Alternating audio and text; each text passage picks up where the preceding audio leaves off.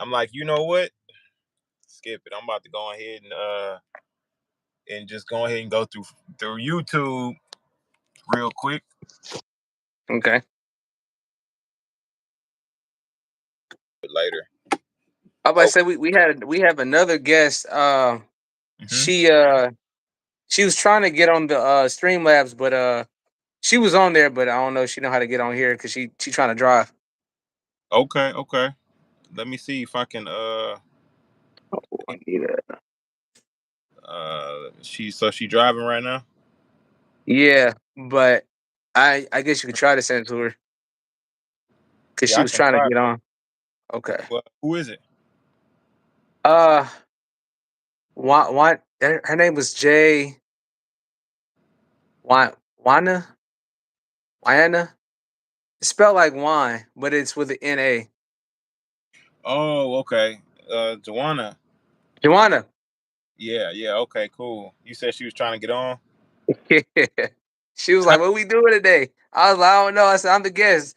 I said, Wait, it's all you." Huh? you were talking to her? A little bit, but I told her I mean, I'm the guest. Oh, okay. This what you doing. Man, you know what? Because I didn't hear nobody. Like that's why I was curious. Because She trying to figure out. She definitely trying to figure out what's going on because she on the other she on Streamlabs right now. okay, I'm gonna have to hold on, wait. I know who you talking about too, so I'm gonna tell How her you say that. her name? I'm sorry. How you say her name one more time? Yeah, uh, Joanna. Joanna. I'm gonna tell Joanna. her. I'm gonna see if I can send the.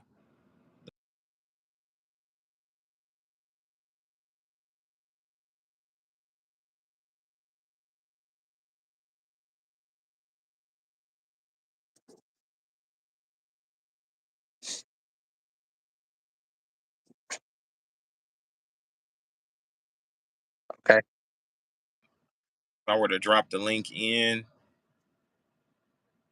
let's see. But yeah, man, how you been? How you doing? Man, beautiful man. About to have a baby. You know, it's life and Okay. interesting. Life and interesting. Big dog. Yeah, the boy about to be a father now, man. Yeah. Congratulations, Thank you. What man. about you, sir? How you been, man? You out there in the big Texas, big state, long star state. Yes, sir. Yes, sir. Man, doing great, bro. Just out here enjoying this weather. It's about 100 degrees out here today. I had to come over here real quick so we can be able to get this live stream done because I was out here helping my family out with a Right. couple things, getting some things knocked out. Because we just recently had, family was a part of a house fire. So, Oh no, I didn't even know about that. yes, sir. Yeah, it was a really bad house fire. So I've been out here spending some time with grandma because she does, it was her house caught fire, and then I had like a little cousin that was in there who he didn't make it out. So, Mm. so getting prepared to help out with that and get things done there. Um, Okay. so so yes, sir. Prayer for them and everything, the family. So we're just getting things done there. But as life is, hey, you got a new life coming on the way. You got a real reason to celebrate, but you don't know the gender yet, huh? Yeah, it's a little girl, man. It's a little girl. Right. Somebody in your chat wanted a shout out for Nick. Want a shout out? Okay, Yep. now, yeah, yes, sir. Who you want to shout them out? Who you want to shout out? They saying Nick Gurry. Goo. How you say that? G-U. Sir. Gur. Gur. There we go. Yeah, like fur. Gur. Come on now. All right, so they be y'all funny today. Oh no. So is that really It's Nick Gur. okay? Okay. Is it really though? Because that sounds like I'm I'm curious to what the joke is. Man, is this a joke or is he serious though? That's all right, man. Welcome aboard, y'all. Welcome aboard, everybody, man. Welcome to the Warsheep Podcast. We're still working on our platform, our actual engine for this platform. So perhaps we can get Jamal back on here, right? And then when we got everything for Streamlabs taken care of, and then we can probably get multiple guests on here at a time. I know I have had a few people that were waiting in to get on as well. Um, but we're gonna try that with Streamlabs. I don't think they let you do it on YouTube, but I just wanted to get them on here without having a huge hassle, man. So yeah, why don't you go ahead and tell them a bit about yourself, man? Let them know what your full name is, where you from, what you do for a living, and tell them a fun fact about yourself. All right. First of all, I want to say my apologies to Den. You know, we wasn't trying to disrespect your brother, but shouts out to your brother for sure. Um, Autism is something that I don't take lightly. If that's the case for real, definitely shouts out to him. We love you. Matter of fact, one of the things that I was going to school for originally was music therapy to help, you know, different people out from different situations that they may have going on. So much respect to your brother, Dan. Uh and so back to my situation. So right now, yeah, man, I've been in like two movies. Uh I'm in a movie, I'm an extra in a movie called God Forgives I Don't. It's on Tubi TV. I'm in a church scene. And I'm in another short film right now on I don't know what platforms I'm on yet. I just know I'm in a movie. It's called Some Strings Attached. And my name is Jamal Dunning. That's JamalDunning. I'm a musician. Man, I have a lot going on. I'm in the process of some legal matters too. Can't get too deep into that. Yeah, I got some stuff going on with that. I'm suing someone and being sued currently. Uh and I'm having a baby on the way. Very nice, man. Yeah. So, um, I know that today we were here, we were talking about a few things, and from my understanding, can you hear me? Okay. Looks like I Yeah, froze. yeah. The picture froze, but I can hear you. Okay. Okay, that's good enough. Okay, so from my understanding, you are currently or have been in a space of being in polygyny. Is that correct? Correct. Okay, and it's something that's a little familiar with you. Like you're more familiar with it. It's a space that How do you feel about being in a space like that? How do you feel that your performance as a man, right, within a space with two women? It was two women, right? Is how many? Right. Just Right two. now, right now, I just got my wife. The other one was. I tell you, I want to definitely go into details about that. Hmm. She wasn't real motivated. She wasn't real motivated. She kind of didn't fit. She kind of didn't fit no more. Okay. Yeah. Okay, that's fine. And so, how did you feel like in that space? Because I'm really, in my opinion, right? Hmm. Hmm. The way I see it, men operate on a whole different level when it comes to being in a space with two different women. It is a bit more of a, I guess, challenge, right? A bit more of he said, "Don't disrespect my brother." Hey, my brother, I'm not gonna lie, no disrespect to him, no disrespect. Is that what you were addressing? Because I just read that. Yeah, you talking about what I saw? Yeah, that's what I saw. Yeah. Yeah, I meant no disrespect. So my thing is that I believe that they operate on a different level, and it kind of changes a man. Either makes him a bit more mature in his position as a man, or it makes him feel more testosterone, more assertive, more like, okay, this is the role that I need to play, more motivated. And Yep. so that's kind of how I see it. But in your honest opinion, what did you experience, and how did it influence you in the space that you were in, with your women? And shout out to them as well. Even the one who probably couldn't, cut the mustard for a minute. Even shout out to her for even giving it a shot. Yep. Much respect to her, and all that good stuff. Hopefully, it's something that you guys can be able to iron out in the future or something. If not, then hey, at least she gave it a good go. So Yeah. much respect. But yeah, go ahead, bro. Let me know how would you say that you felt in performance in your space? Well, let me see how would I describe the situation of performance. Let me see. So it gave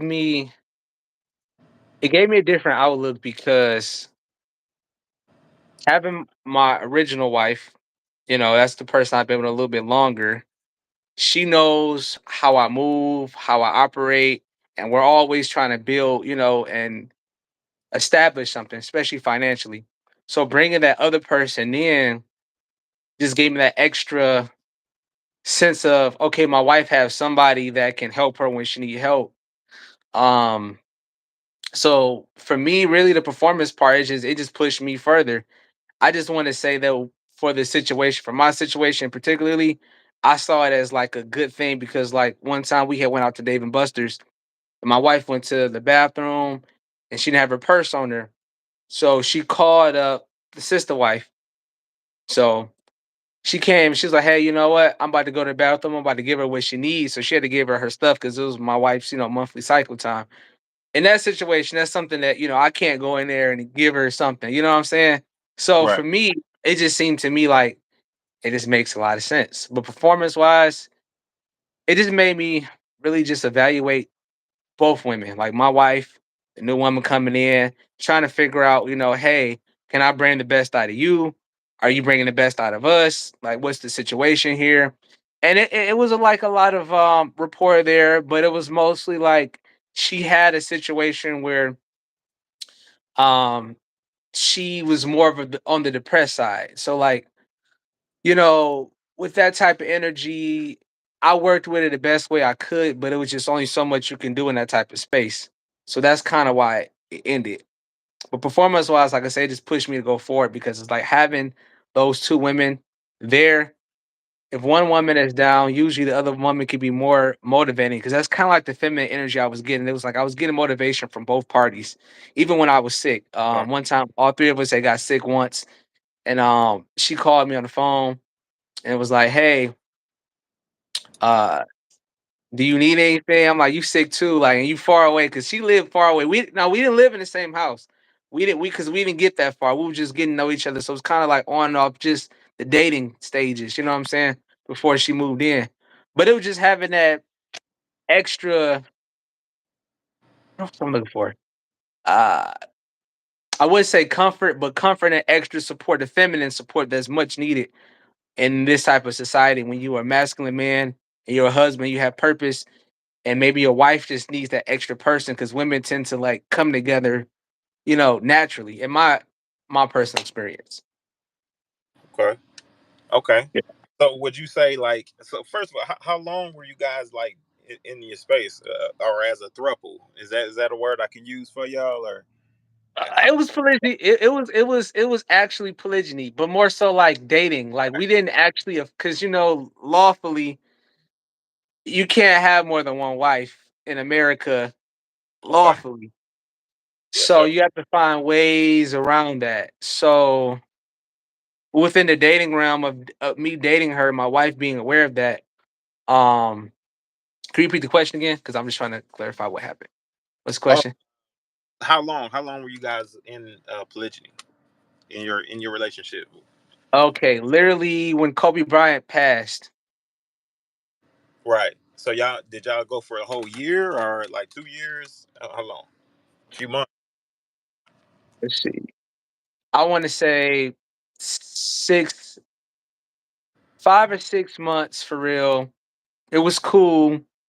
We went Okay. about 5 or 6 months, and then it kind of stopped because we wanted to give her space to get over some things she was going through mentally. So we Oh, gave her that space, and then we touched back with her again, like a year after that. Then touched back with her again about a year. So really, all together with her, I've probably been like maybe almost a good year total. okay. So Yeah. like based on like uh you would say like personal trauma maybe through childhood, or is it like based on some things that she may have went through in prior relationships, or what do you think? So we talked about it. It's mostly childhood, childhood. But to see the thing is, she's good at masking it because she's the type of person where if you meet her, she's pretty, fun, outgoing, but on the surface level, it's like she dwells on that trauma, and then it's like sometimes she tell my wife about, how she feel, and then my wife get the feeling and then she gets the feeling down. And so then, it kind of messes up the whole situation for me because it's like, well, or us as a group, because it's like, well, I want you to be in your best headspace possible, because that's the whole point of building a family. So I give her, time to do that. What she would do to cope is like anime. She watch anime. She's really big into like cartoons and stuff like that. So she'll watch anime or um, Mhm. read books. She's a big reader, stuff like that, just to kind of get her headspace together. But with the depression that she did have, it make her like lack a lot of motivation to want to work and to do stuff. If you know what I'm saying, like to be Right. have more goals. Because we had asked her about her goals. It took her a minute to really reflect upon what she really wanted in life because of the depression. But other than that, like I said, her being a good person and supportive to my wife, that was attractive to me. So that's why we originally brought her in. But yeah. So Because she was a good but support system to your Isha, to your wife. yes. Okay, all right. And so like when you say a good support system, like what does she do? Like what was your relationship? What was their relationship like? Like that, it would be great to to know a little bit more about that as far as what the relationship was like. And I don't Mhm. know if your wife's there or not, but it would be dope if she could even explain it herself as to what it was like. But in your opinion, from your perspective, outside looking in, what Mhm. inspired you to take her on and to try to create this beautiful connection, a beautiful bond between you three? Like what made you make that decision? Well, it's funny you asked me that question. So it's kind of funny how it all happened. Really, actually, I wasn't really. I've been thinking about polygyny, but I wasn't really looking per se to do it. So like, what happened was her mom is a client. Well, at the time, she was a client of mine because where she lived at, I was doing some work, and I went to the house. Just so happened to go to the house, and the woman that came to me was like, "Hey, are you single?" She was just curious, trying to shoot a shot. And I was like, "Well, I'm a polygynist." She's like, "Polygynist? What's that?" So her auntie, I believe her auntie was a Muslim. I know her mom was a Muslim at some point. So her auntie knew what polygamy is, all that stuff. She explained it to her and told her like, "Oh, polygamy is he has multiple wives or he can't have multiple wives and yada yada yada." I told her, "Yeah." I said, "That's my situation. That's why I'm a polygamist." I said, "But here's my contact. You can contact me, check me on YouTube or whatever." So she went on my YouTube channel and she saw my wife and she was like, she called me and she was like, "Hey," and she either called me or texted me. She was like, "I didn't know you had a wife. I didn't know you were married." I was like, I mean, I tell you I was a polygamist. I'm like, I didn't tell you I was married, but you found out. And then we just proceeded to keep talking. I introduced her to my wife. My wife was a little hesitant too about her because she was like, well, how are we going to come together? You know what I'm saying? That's always the biggest thing about having situations like sister wife is how do you bring another woman into a space with another woman? Because women are real. What's what I'm looking for? I wouldn't say territorial about their space, but when it Caddy, comes, what's the word? caddy. Yeah, so like they like their stuff done a certain way, you know what I'm saying? They like certain structures and orders. So it was like she asked me how we gonna do this. I'm like, well, we gonna get to know this person first. We'll figure it out. So what happened was we went on our first date. I took her out. It was me, my wife, and the other young lady. Took her out. First date was Dave and Buster's. But honestly, I wouldn't really recommend that being a date because it's too loud and when drinks is involved, it can be a little too fun and you kind of miss the point. Yeah. I see what you're saying. Dave and Buster's, man, it could be a big distraction, man. You ain't got time to sit down unless you hit the bar or something and kick it, right? Yeah, yeah. So we went to Dave and Buster's and like I said, we was playing games, sat down, ate a little bit. They started drinking some. I didn't drink that day. I was just, chilling, trying to vibe out and trying to figure out how she feel my wife. And so it was like I said, that moment I'm just watching them come together. And then my wife had to go to the bathroom because her monthly cycle and stuff like that. So then the other girl helped her out, bought her the pad and stuff. Now, I would say what made that situation bad was at the after Dave and Buster's. So after Dave and Buster's, so the girl, she actually smokes weed. And so when we left out of Dave and Buster's, my wife, she was next to her and she was smoking. So my wife, I guess she was So trying to hold on a sec. be cool. Y'all. So this is like immediately after, or the day after, or the day of. The day of. Okay, so this is the day of. So after she brought the pass to her, she was extremely helpful. She went and Yep. purchased the pass for her because Yep. she out or something. So she went Yep. out.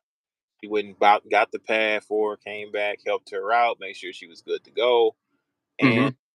and that She was what. bought basically she bought her spear. You know what I'm saying? Women have someone, or she bought her spear to the bathroom. You see what I'm saying? But look at the convenience though. You know what I'm saying? Like you got a whole another woman over here carrying extra spare pads, right? So in Yeah. case you mess around and don't carry nothing with you, and then boom, your cycle hit. She might have a couple in her. She can whip out real quick. But so I was trying to clarify that. And also, did you guys have like an initial like text back and forth, or like maybe a phone call, like a three-way call or anything like that before meeting up? No. What happened was, I think I had her talk to my wife before we actually went to Dave and Buster's. So we actually went to go pick her up. She lived at the time, Okay. I think she lived in Mount Holly or Holly, somewhere out here in Michigan. Mount Morris, I believe, is where she lived at originally. So we went to go pick her up. Then we came down to, I think, the Dave and Buster's out in Livonia. And that's what we initially really start to, like, get to know each other, kind of loosen up a little bit. Nice, very nice. That's cool, Yeah. man. That's cool. All right, so yeah, so now we're back to where you were at. It was after everything went down and she helped out. You said that she likes to smoke a little bit of ganja, you know what I'm Yeah. saying, Yeah. and all Yeah. that. So, yeah, that's kind of her way. And it could be because of any reason, you know what I'm saying? People have been reasons for smoking. That's cool. Right. But generally speaking, I've tried it before, it wasn't for me, and I know my wife don't smoke ganja like that. But that day Right. particularly, because she was the person I'm talking about, we don't call her D, so y'all can know who I'm talking about. My wife is, we'll call her Tisha, and then the other girl, her name is D, the sister wife. So D, yeah, she wanted to smoke some. She asked me, she was courteous. She was like, "Y'all mind if I smoke? Do y'all smoke?" I told her we don't. Well, I don't. And she was like, "All right." She just wanted to take a quick smoke break. So when she was outside, me and my wife was out there with her. And my wife, wanted to hit it because I guess my wife was trying to be cool or whatever. So my wife took she took too many puffs, and we went back to my car, and my wife was kind of just slumped in the car, and not feeling good. So I'm just rubbing on my wife back, trying to console my wife. And in my mind, I'm thinking to myself, like, oh man, like this ain't cool. Like, the girl, she in the back, she rubbed my wife 2 times, she gonna be okay. She gonna be all right.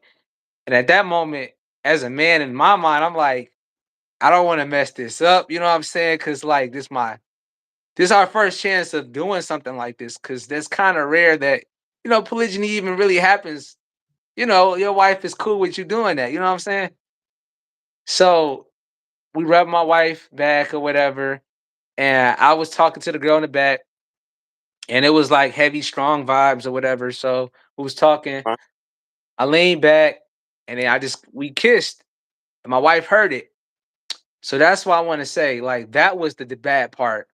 If if you do polygyny, or if you start do polygyny, you want to see if your wife is comfortable with the affection in front of her, or whether she prefer it with her not around. So with the kiss, that made my wife upset and started crying at that moment. So that to me kind of like put a bad taste in my mouth because I'm like, okay, well, dang, I might have been moving too fast for that situation. But once we dropped her off at home, I came home, we talked about it. Um, we said we wanted to, continue it again and try it again, but just slow down because my wife didn't want, to see that affection in front of her. So let's see where we at now. She So she slowed down. so she didn't really too much like the affection towards you in front of her coming from this woman. Correct. And when she heard it and things like that, it made her feel some kind of way. Now, Correct. let me ask you this. Hmm. In this particular situation, did you was she already into more of a polygyny or a poly space with you? Was she like morally like already like was she motivated to have this particular space, or was she like kind of tolerating it, or was she like, okay, well, you know what, I know that you want this, but me personally, I'm not really into this type of thing. What was her vibes like before that even happened or took place? For you guys were not on this date. That is a good question. So originally, my wife was aware of the whole polygyny situation because we came across Pastor Dial. As you know, Pastor Dial talks about it. And then I read a book by Dr. Patricia, what's her last name? Dixon. I believe Hmm. her last name is Dixon. Talks about how we want for our sisters what we want for ourselves. And it just breaks that down.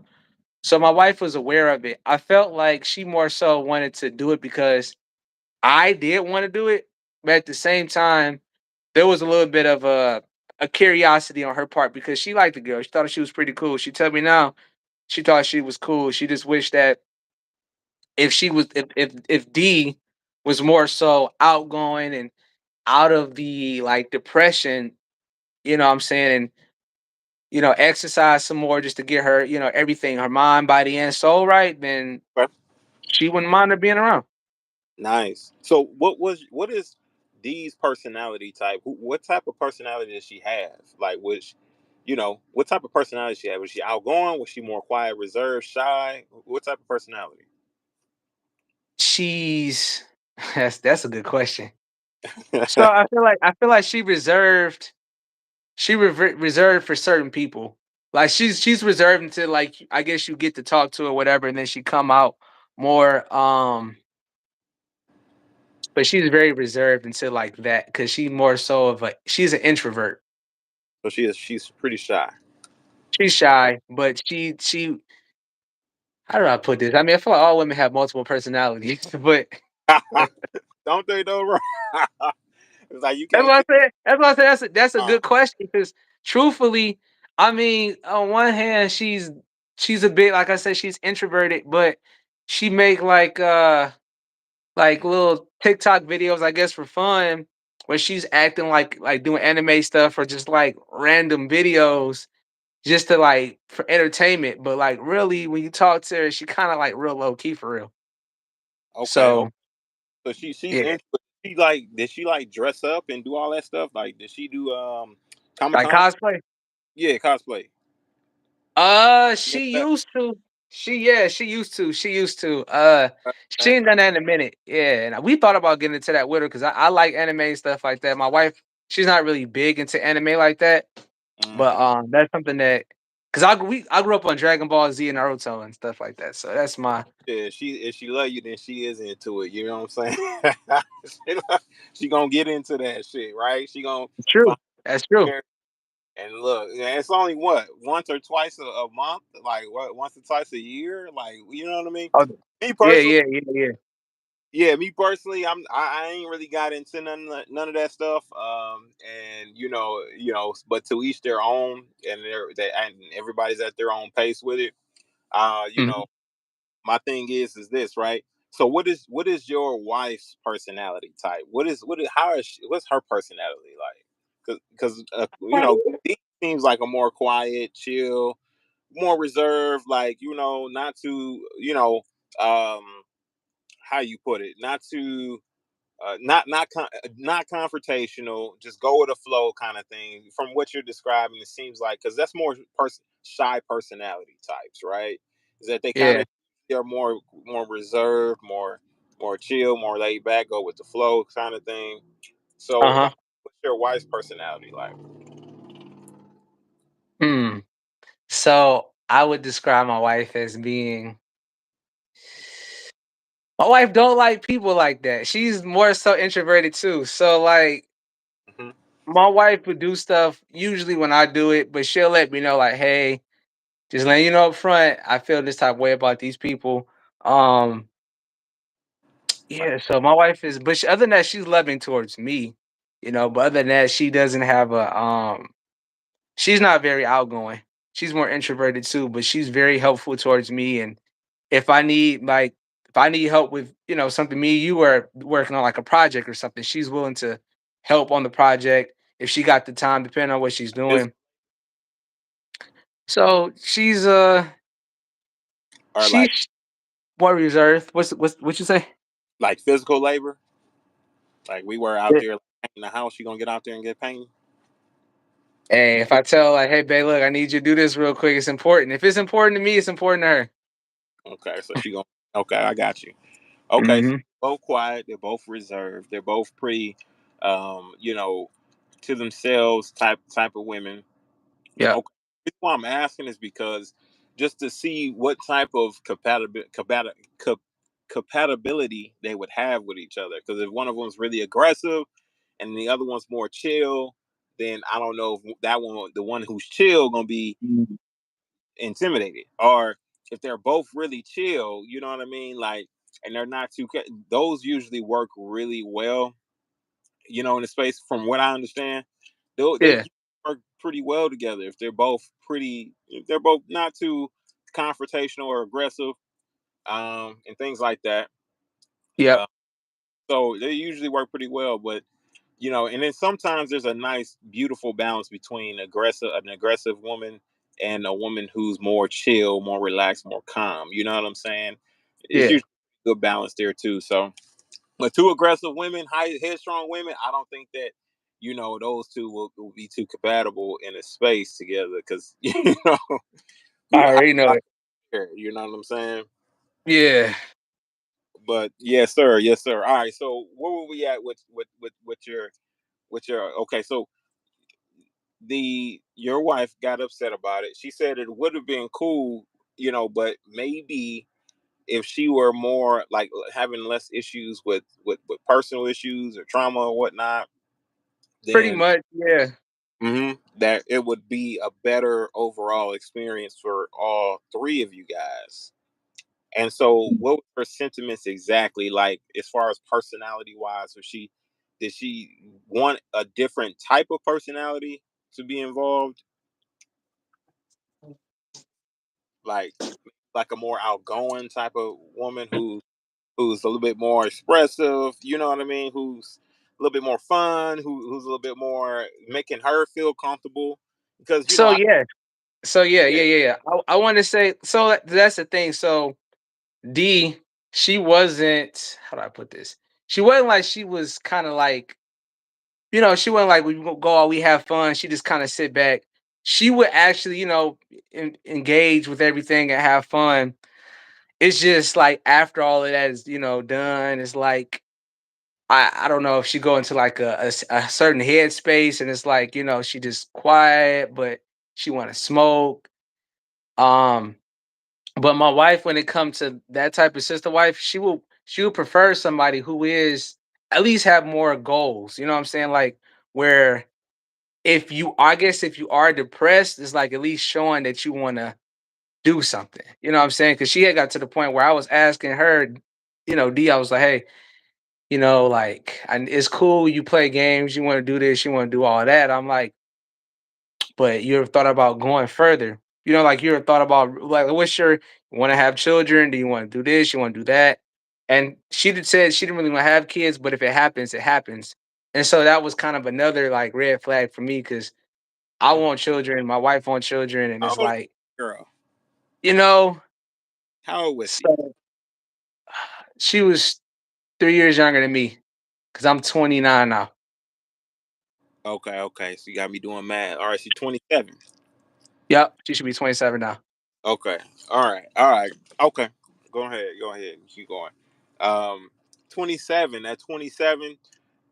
Okay. So she playing. So her ideal of a relationship was just basically her showing up and her just being around, and not necessarily looking to build or start a family or contribute financially. Did she have any real goals into wanting to contribute financially or anything like that to the group? I'm pretty sure she worked, right? So that's the thing. So that's what I'm saying. So like, let me see. Hmm. When we first started talking to her, she wasn't, because the type of situation she lived in, she didn't put it like she couldn't really get a place because of certain history. If you know what I'm saying, I ain't trying to put people business out there. You know, when you got certain stuff on your report and you can't do certain things, it kind of make it hard for you to just go have your own, right? Yeah. So her mom was pretty much supplying her with the stuff that she needed. Okay. Okay. So yeah, so that's what I'm saying. So it kind of made it easy for her to kind of be like, oh, okay. But she did say she was trying to get out that situation. She just had to get her credit together and certain other things together before she actually moved out and do all this other stuff. So we talked to her about coming together and doing all that stuff like that. It was more so of, I didn't want to move too fast neither, because that's what my wife was saying, because we're trying to get to know this person. So it was more so of like, we're dating her just to figure it out. You know what I'm saying? This our first time. My wife don't know what polygyny is for real.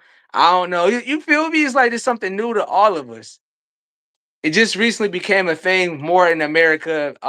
Recently, like I said, when we all went out, we literally went out the same time Kobe Bryant died in a helicopter crash, because we were in Dave and Buster's and it was really on the TV screen right before COVID hit too. So I can't hear you. Hold on, the audio went out. Oh, my bad. So yeah, y'all got There plenty you of go. time together. Y'all can be kicking it all day. Yep. So that's just Mhm. the thing, man. It's just like mentally, she wasn't. She, like I said, she was testing it out, trying to figure out things. And even after all of that, we occasionally went out with her a few more times. I think we went out with her last year, if I'm not mistaken. We just went out to like Red Robin's just to go out and eat, just to kick it, whatever. So she She a pretty cool. she personality wise, like, you guys seem to enjoy her if you still want to be able to see her and things like that. But in my opinion, I believe that all women who Hmm. are not a married woman, right, who's not covered by a man, should always be at home. She shouldn't be leaving home until she gets married or till she's looking to be married, engaged, or something like that. Because you can avoid a lot of issues when it comes to housing and things like that. If we start, breaking away from that mindset of, Yeah. once you 18, I gotta kick you the hell out. Because with my daughter, when she turned 18, her ass is staying home. Now my son, that's a different story. You better figure it Right. out. Right. I might let him stay, but I still would want him to figure things out and to start to build himself up. And I might let him stay till 25 if I have not established generational wealth for him yet, right? Right. I might go ahead and stay till 25 until he can actually build his career up, get himself together, and then he can be able to launch successfully. Same thing. My daughter, she's not going. You're not going anywhere. I don't care how much you get upset. I don't. You're not going nowhere until we can find you a solid covering who's going to take care of you. So shout out to her. I know it's difficult when you got parents that think on the mindset of just kicking their children out, and they probably not even ready, don't know shit about the world yet, don't Yep. know Yep. nothing. Yep. System ain't taught them nothing about it. Shout out to her for having that bravery to be able to come out and do what she could do, but now Yep. she's trying to recover from it, because, like I said, women should not be out of the house until they got a covering, so they got a husband. But I agree. so yeah, so you guys have seen her recently, and Yep. are not too long ago, and you guys are looking to continue to court with her, or continue to date her a little bit to see where she's at mentally, to see if she's made progress, if she invested into your relationship or your space as you guys seem to be invested into her, as far as checking up on her and things like that. Ah, good question. So let's see. Is she invested? Probably not as much as in the beginning. Probably not as much as in the beginning. Right. And it's a lot that has happened too between then and now. Like her father had got out of prison because he went. I forgot what he went to jail for, but he had just recently got out. And I don't know if you have people who are anti-vaxxers or whatever the situation is, but he did receive the jab. Oh. Um, Mm-hmm. yeah, he received the jab. So he got out and he wasn't even out that long. I remember she had told me, she's like, yeah, my dad got out of prison.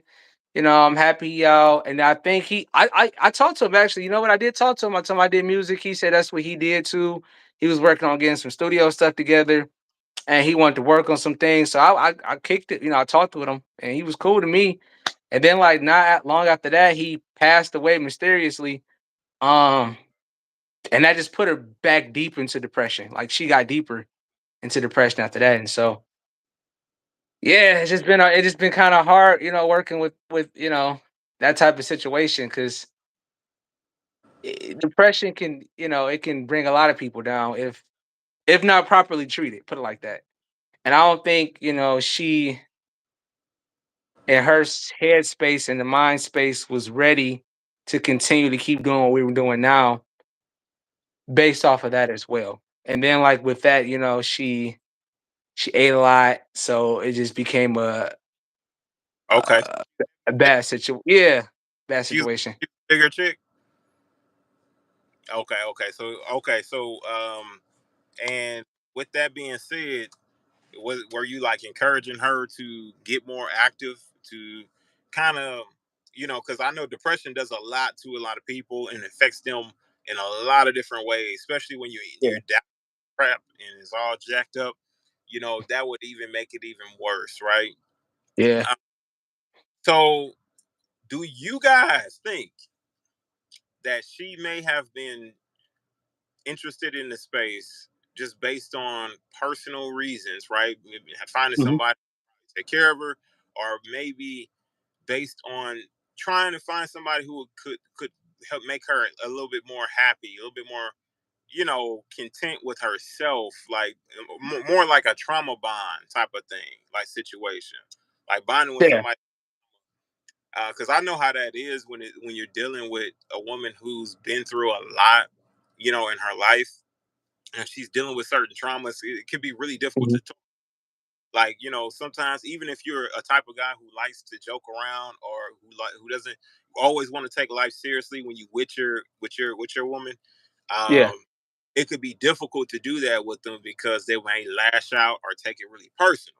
You know what I mean? Like, Mm-hmm. and through whatever trauma that they've been through, it's hard for them to hear what you have to say. Now, this is, I've been in the space, and this was in my relationship that was poly. It was, the second woman, she had some past trauma that she's Okay. dealt with, stemmed from her father mostly. And so Okay.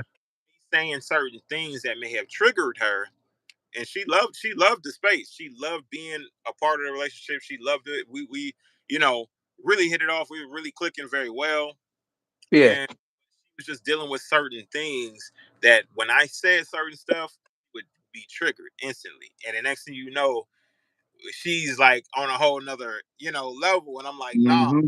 that's not even. And but she can't really hear it. And Yep. what I've come up with is that based on me being a man and me being a masculine man, she related that and associated that with her father because her father was also like a manly man, but he was also an abusive man, right? Not to say Yeah. that I, Yeah. Yeah. because I was not abusive at all, but it was automatically a defensive mechanism that was triggered like instantly Gotcha. Yeah. based on Yeah. the persona, based on how I carry myself, based on the things that I, wanted or expected from the women and how I expected them to behave and perform in the relationship, and things like that. You know what I'm saying? So a Yeah. lot triggered her. Would you say that in your case, like, was that the type of trauma that you were experiencing with her as well? Like, just certain things that you may have done, or some certain things may trigger her to make her maybe blow up, or maybe go withdraw deeper into her whatever she does, like video games, whatever, being isolated, things Yeah. like not healthy for anybody. Right. Mm-hmm. So I would say that for the most part, when I talk to her, okay, put it like this. When she's at home with her mom, her family, sometimes she may be kicking it. They may have like a family night where they're playing games or whatever, like Uno or something like that, right? Cards. I Right. may call her up and then she's in a good mood, but then I may talk to her like 2 days from now or whatever, call her. It's like a lot of dry talking because she's in it, like I said, she's back in that headspace again, right? Right. So I gotta like kind of talk to her to kind of bring her back up for a minute. And my wife is listening to and watching, so she like, you spend a lot. You sometimes you spend too much energy trying to bring, spend too much of my energy trying to bring her energy up, the other girl's energy up, Mm-hmm. and it's like, yeah, I have to stay focused on what I'm supposed to do as a man too, like with my music and everything else I got going on.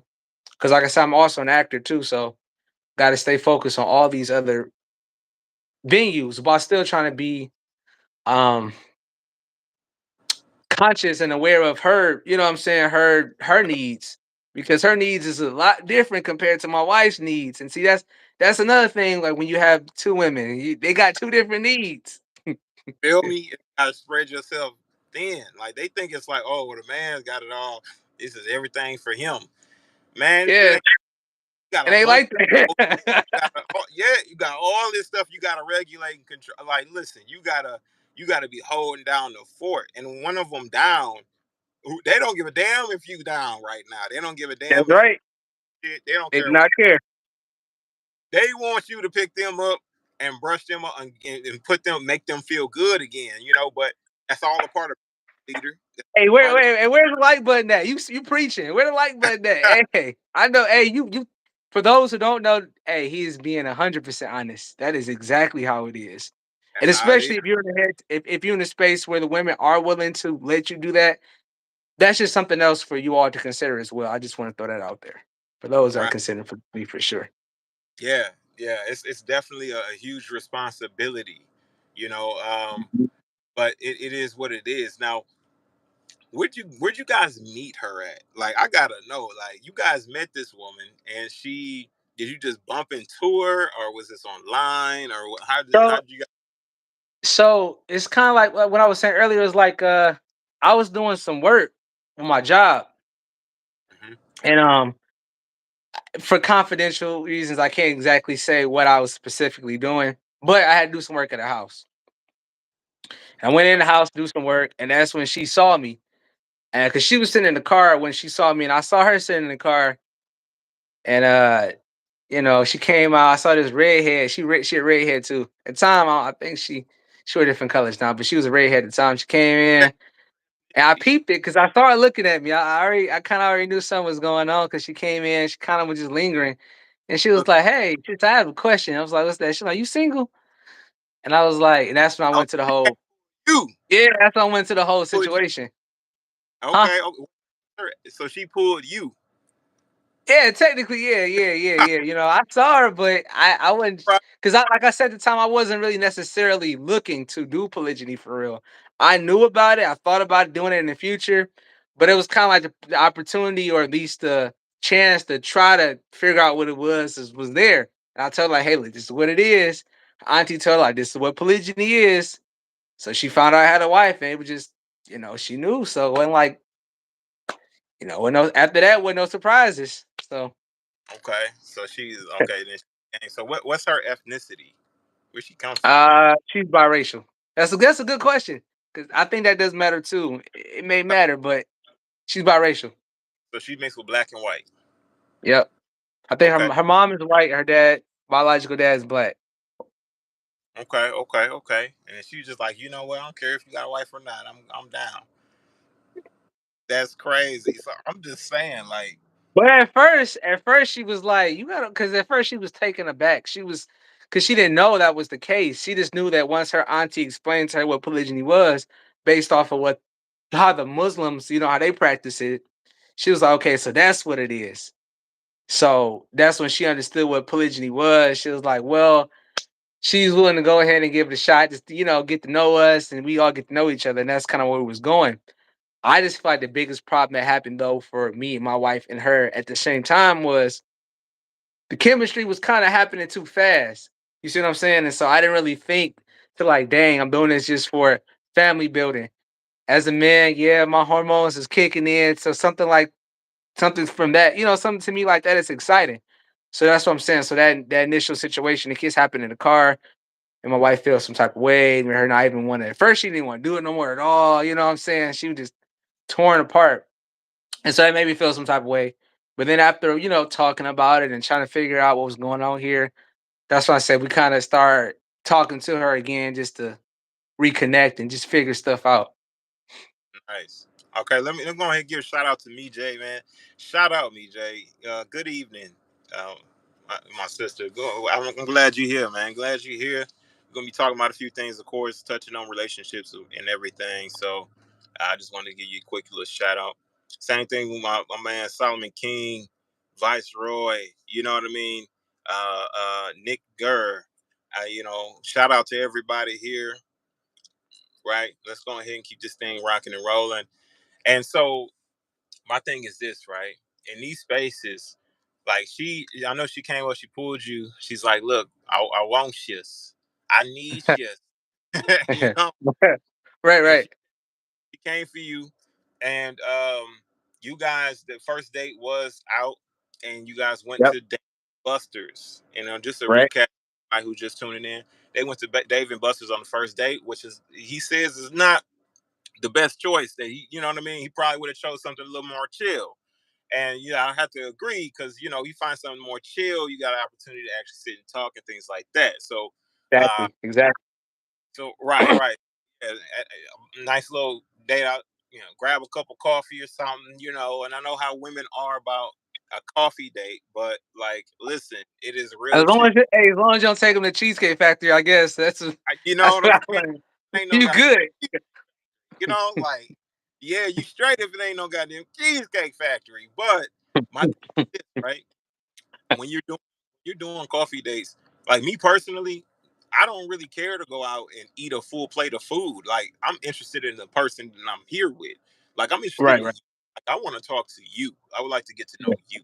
Like you know right. what I mean? This food we can do this another time. Like this is my first time seeing your face. So Yeah. I I want to engage. I want to talk. I want to have conversation. I want that eye connection, eye contact. Um, I would like to just immerse myself in our you know chemistry. You know what I mean? Like and not do anything. Maybe just sip on something and kick it and chill. That's what I typically would do. You know what I mean? Yeah. Now but also it avoids some of those chicks out there who want to be like, I guess, diamond dashers or some shit. What do they call them nowadays? Like the ones who Yeah. kind go out for the meal. Like, I've never really experienced it myself. Freeloaders. That's what I call it. Freeloaders. Whatever. I've never actually ran into a woman who actually treated me that way. But I'm also selective as to who I choose to go out with. Meaning like I have conversations, we talk, see if we got some chemistry, and then we can go and kick it. Yeah. But yeah, it avoids that too. My thing is that in the space that you guys were in the space that I was in, it sounds like that you know you were taking the time out to pour into her, right? Correct. But it might Right. have been a bucket with holes in it. You know what I mean? It might have been you're pouring into it, and she just wasn't receive you at the time or whatnot to be able The to speed was the speed wasn't right. I want to say like this. act. Yeah, the speed wasn't right, or maybe like you said, it could have been the holes in the bucket. But I Mhm. know. I mean, we can't wait around forever, right? Absolutely not. Absolutely not. And I think, like, I guess breaking it down, talking to her. I know Yeah. you got a conversation. you had it. Like, what was the vibes like when y'all first? She had to been giving off some great vibes, like great energy. You know, I'm pretty sure she wasn't super quiet like all the time. Like, let me hold on, wait a minute. So first, pause. Is your All right. wife into women? How is she? How is she? What is she like? Is she into women, or is she like mostly just not into that? But she's mostly like just saying, "I'm what makes my man happy." All I right. know. So she's very into what makes me happy, but I will say, so I mean, honestly, so what happened too was after all of the Dave and Buster situation, um, you know what I'm saying? It was a lot of like, oh well, I'm sorry, I apologize. Maybe we shouldn't do this, we shouldn't do that. And I'm like, well, let's try to work some stuff out. But it's crazy because at one point it was like my wife had started talking to her, and when I wasn't talking to her. And it was like they started to become kind of too close just when I wasn't around. So that's another thing I want to say is like you want to be sure, like try to figure out if your wife do go that way or if she don't, because sometimes, you know what I'm saying, like women, another woman can seduce another woman, whether women know this or not. That can happen. You know what I'm saying? I'm not saying that that was the situation, but I kind of can felt like, you know, there was a little bit of a little too much um banter going on when I wasn't around. And my wife was like, you know, she's pretty, you know, and I'm like, yeah, she is, but you know, that was Okay, so they were kind of engaging a little bit and bantering but back and forth. yeah, but that was because it was more so like I kind of that was because I messed up with the, you know, kiss, and it was kind of like I hurt my wife feelings, and it's like, oh well, you hurt her feelings, and it's like I'm the bad guy. Hold on one second. Hmm. Can't fact I'm the bad guy in the situation because I, you know, I kissed her and from my wife, and it just everything was bad from that point on. And so that's what I'm saying. So it's like I was the bad guy, but since we all talked again, it was more so like maybe we should try this another time, and maybe we ain't cut out for this type of conversation. But then it was like when I was doing my own thing during that time, you know, they were talking on the phone just a little bit, but it was like they was getting super close. It was like Okay. it's not what we're doing. It's not what we're doing. So I had to cut that out. And then we made that very clear what this was about. This ain't throuple. This is just like polygyny is strictly what this is about. And Okay. so from that point on, it got better. But like I said, it still was that on her side, D's side, more so of like the depression, you know, and that's Okay. pouring Yeah. back into the empty cup. You know what I'm saying? Empty or the bucket with the holes in it. You, as you said, yeah. All right. Now, BJ said a man approached me at the grocery store. Our first date. Oh, a man approached me at the grocery store. Our first date. He wanted to go out to eat. I said, "No, sir. How about we go to a park? Let's talk." That's fly. That's fly. Which how you feeling about that, man? Like I don't know if a female tell me something like that, like that right Yes. there, I'm not easily impressed, right? But Right. I was impressed with that Right. right there. Um, yeah, I'm with that. What you think, bro? So one of my line of works I do is pest control. So it depends on the part. I would probably go if I'll. It depends on the female too. Like if she's more so like a nature female. Hold on, Hmm. what she said? She commented. She said something. I can't see it. She said true. What? I don't care. Trisexual, bisexual woman, they're never decided. Okay, I'm not sure what that. Do you know what she's talking about? true. I don't care for. Oh, she don't. She does not care for trisexual or bisexual women. They never decided. They're never decided. Got you. Got you. I can see that. I can see that. I can see that. Right. Back to the park situation. I mean, it depends on like it just depends on the woman in the park because you know how like you can go to the park, right? I mean, are we eating like something small? Because you might get wasps and stuff trying to fly into your food. And then it creates distractions, flies. Just talk, Um, just talking, just kicking it, just talking. just At talking to kicking it. nice at a dusky time. We talking about around 7 o'clock or something. Well, we can watch the sunset. We can go down. We can, me personally, I'm a planner. Listen, I want to go to one of these parks. We can, take a nice little walk. By the time we reach where we got to reach, we kicking it, we chilling, talking, watching the sunset. You Okay. feel? Yeah, That's yeah, yeah. Hey, it's all good if she good with it. You know what I'm saying? Like it's all good if she good with it. If she like the nature, but if like, cause most girls already know, like they ain't even trying to. They might say something like that, but then it's like you take them out, they swatting flies out the way, too many bugs. You know what I'm saying? yeah. So Then there, somewhere, I mean, maybe in a building where like you won't get all of that. Something nice and secluded, just a little secluded. Parks is cool, but I feel what you're saying, bro. I definitely feel you. yes, sir, yes, sir. So yeah, like I said, me personally, not easily impressed. I'd be impressed, and definitely that would happen, or we'll figure some things out. Um, Now, but how do you feel? Let me. How do you feel about this, bro? How do you feel All right, go about ahead. women when you set maybe a date or a location? How do you Okay. feel women changing that and saying, "Hey, this is what I want to do. No, no, we ain't gonna do this. Let's do this." How do you feel about that? That's a good question. Cause I'm paying. Most likely, I'm paying, right? Yeah, I'm yeah. paying. But let me elaborate, because like a lot of men who talk about it as to where maybe the woman is a too demanding. You know what I mean? Or come off as Yeah. being. Me personally, I like to communicate. I like communication. You know what I'm saying? So if it's something that you've been wanting to do, and I'm like, hey, let's go try this, that, and the third, I'm like setting it up, and you're following my lead in that, that's cool. But if you're expressing what you would like to do, that's also cool, because I might just go ahead and plan something around that as well, right? And that's just kind of how I see it. You know what I mean? Like communication is cool. Like tell me what's Yeah. up. Some men say that, of course, when she's like trying to tell you what we should be doing on the date, on the first date, that she might be a little too demanding, a little too controlling. What do you think? What would you say to that? Shoot. Honestly,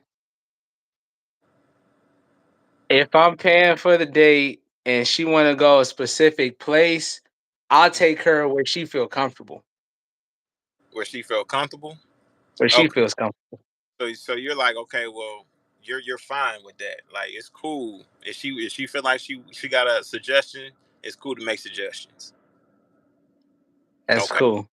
I Yeah. mean, and think the same. You know what I mean? Like, so we can't paint a broad brush. I know a lot of women want to paint a broad brush on men and say that we all feel the same, think the same, but now we don't all think the same and feel the same way. Like me personally, you tell me what you need or what you would like to do, I will plan something around that and say, okay, let's do that. You know what I mean? Like I'm okay with being flexible, just not too flexible. Don't think that I'm finna be doing everything you goddamn say just based Right. on this one situation. No, I'm gonna plan it around that, but we're gonna do what I feel like that would be really, really dope to do. So that's good. So all right, so we got Letitia Dunning said the story. Okay, so how the story was truth, and she doesn't agree not with how it went. That's not how it went. All right, Okay. so how do you feel it went? So you'd have to say how you feel it went. Are you comfortable with that? Tell about me. Yeah, yes, sir. Yes, sir. Well, yeah, that's well. Obviously, there's more to the story, but because of the other girl's not here, I'm not gonna, put out all the business. Okay, yeah, yeah. We're gonna keep some things on reserve. Like we're not gonna just expose everything. We still want to keep it respectful.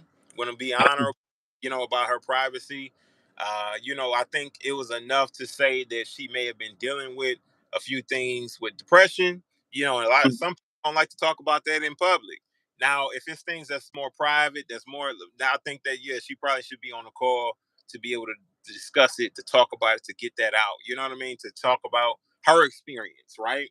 And Okay. maybe therapeutic situation for her. Maybe, you know, it'll be a dope ass therapeutic situation to be able to just talk about some of the things that, you know, she may be experiencing or going through currently. And I think that people who deal with depression and things like that should do more of that, more reaching out, more talking about it. She'll find a community of people that really could relate to her situation and how she feels, that will support her, to help her even motivate herself to do things differently in her own personal life. So I agree with you. um okay, so she's saying that she didn't want to do it. All right, so if she didn't want to do it, it was suggested. I'm pretty sure you talked to her about it, Mm-hmm. and you guys came to an agreement. Hey, we'll give it a shot. We'll give it a try. Because the only way she made it on the date is if she's like came to a conclusion that we're going to go ahead and give this thing a shot. So I'm pretty sure you guys had the conversation. How did you break it to her then? You know, if they didn't want to do it, how'd you break it to her? How'd you guys conversate about it? And how'd that conversation go? I told her that I was at work. I met this girl. I told her what happened about the girl. And I told her, I was like, hey, this person, I said, maybe we should just go out to get to know her. Because that was what my wife was aware of. We was getting to know her. But in the process of getting to know her, that's why I was saying my wife felt like we was moving too fast because of the kid situation. And my wife was still trying to figure it out. So she said she didn't want to do poly. That's true. Originally, she didn't want to because like I said, she didn't really know about it. It was more so if I wanted to do it, and that's what she wanted to do to make sure I was happy. Because I'm like, well, we could try it out. Mm-hmm. So that's how that happened. If there's anything else that I missed out, let me know. Cause that's my understanding. That's how we started Yeah. off doing. So I said the key. Of course, I'm gonna go with MJ. So um, EJ says, I say the key is to hear the voice, not to read the text. A controlling woman needs to be alone a little longer. Yeah, for sure. Okay.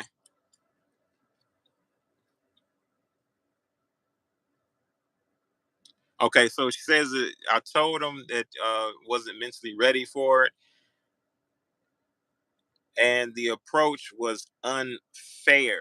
So okay, so she said that she wasn't mentally ready for it, and the approach was unfair. So all right, so with this being said, right, and you know, and you found a woman, she's pretty dope, you know what I mean? She came to you and she's like she's cool with it.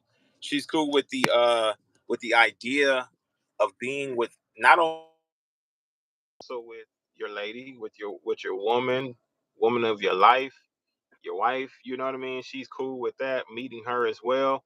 To be totally and completely honest, brother, if you were ready to go ahead and start, it don't take you and your wife to be ready. It takes you to be ready and for her to prepare herself to be ready, right? And Right. so when it comes to being mentally ready, am I coming in okay on the speakers? I'm Oh yeah. sounding okay. All right. So when it comes to being mentally ready for a woman, of course, we want to be sure that you're mentally ready, you're comfortable, that you're ready to pursue and move forward. But you also are a man. So the decision that you're gonna make a decision, and she is gonna have to adjust to the decision that you've made. Now, the level of patience, right, that she should have, the Yeah. level of pursuing this in a certain level. When you've met her, this is what I think. You know what I mean? This is my opinion. When you met her, you and her go on dates alone until she's prepared mentally to be able to be around all three of you.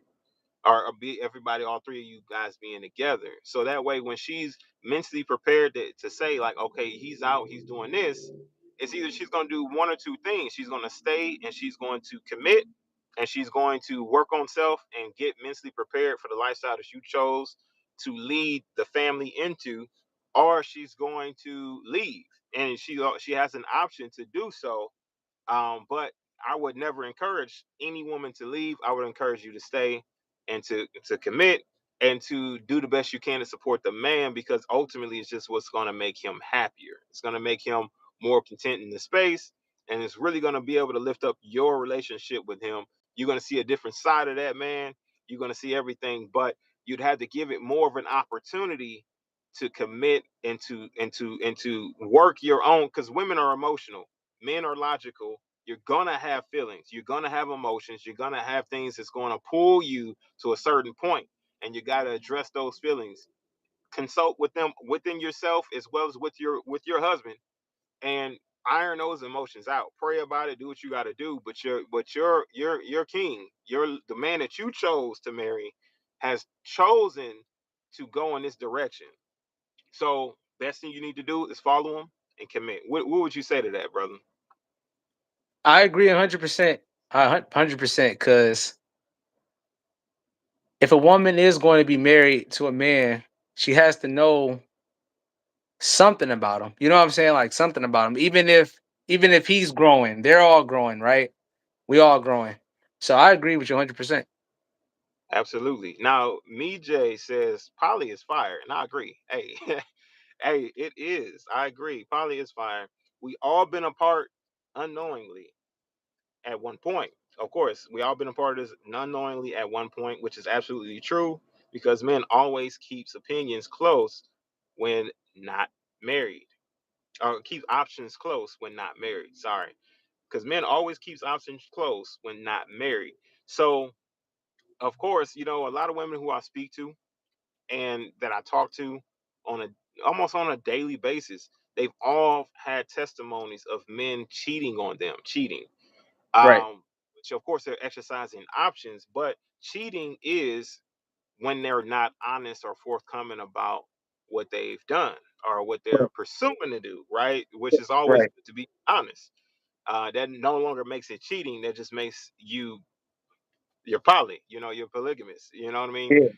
So she's absolutely right. A lot of women have been a part of these relationships in serial polygyny, divorce, remarriage, things like that, and it's been that way for a very long time. They knowingly, unknowingly. We did check out the last live we did, where discussed a few things with a couple of women that were just great women, great personality, great Oh overall yeah. spirit, Oh yeah. great conversationalists. And one of the biggest things is that at first she started to say like, no, I don't want to know about it. And but toward the end of it, I'm like, look, well, it's gonna bother you. It's gonna itch you. You're gonna be irked. You're gonna be like, damn, what's going on? And you're gonna be Yeah. really Right. Right. trying to Right. Right. the truth as a Right. woman. You're gonna pursue the truth, and you're gonna try to unveil what's going on with this man. And then you're gonna be heartbroken to find out that this man been cheating on you, and he had a whole nother woman across the state. You know what I'm saying? So she came to a more of a conclusion by the end that, yeah, I would like to know, because if I Right. know, I'll be able to make adjustments, or I'll be able to adjust myself. I'll be able to receive it. And of course, she still stayed with him even though he was cheating on her. So being mentally prepared is your man coming talking to you about it and revealing the information to you and giving you an opportunity to make yourself ready for the space. If you choose to stick around, if you choose to stick around, that's on you. You better get comfortable, right? so so yeah, so anything you want to add to that, bro? No, that's good. I like it. Okay, yeah. So she said the girl was okay, but there was a lot of alarming red flags, right? That wasn't fit for our household. He wanted okay, so I mean,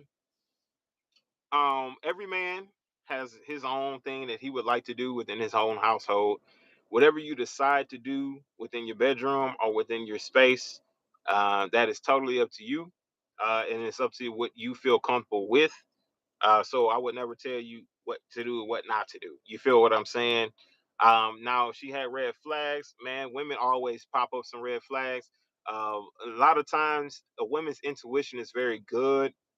So I wouldn't say that you should always consider it, but you don't have to always listen. And a woman shouldn't always believe that you have to listen to everything she say, right?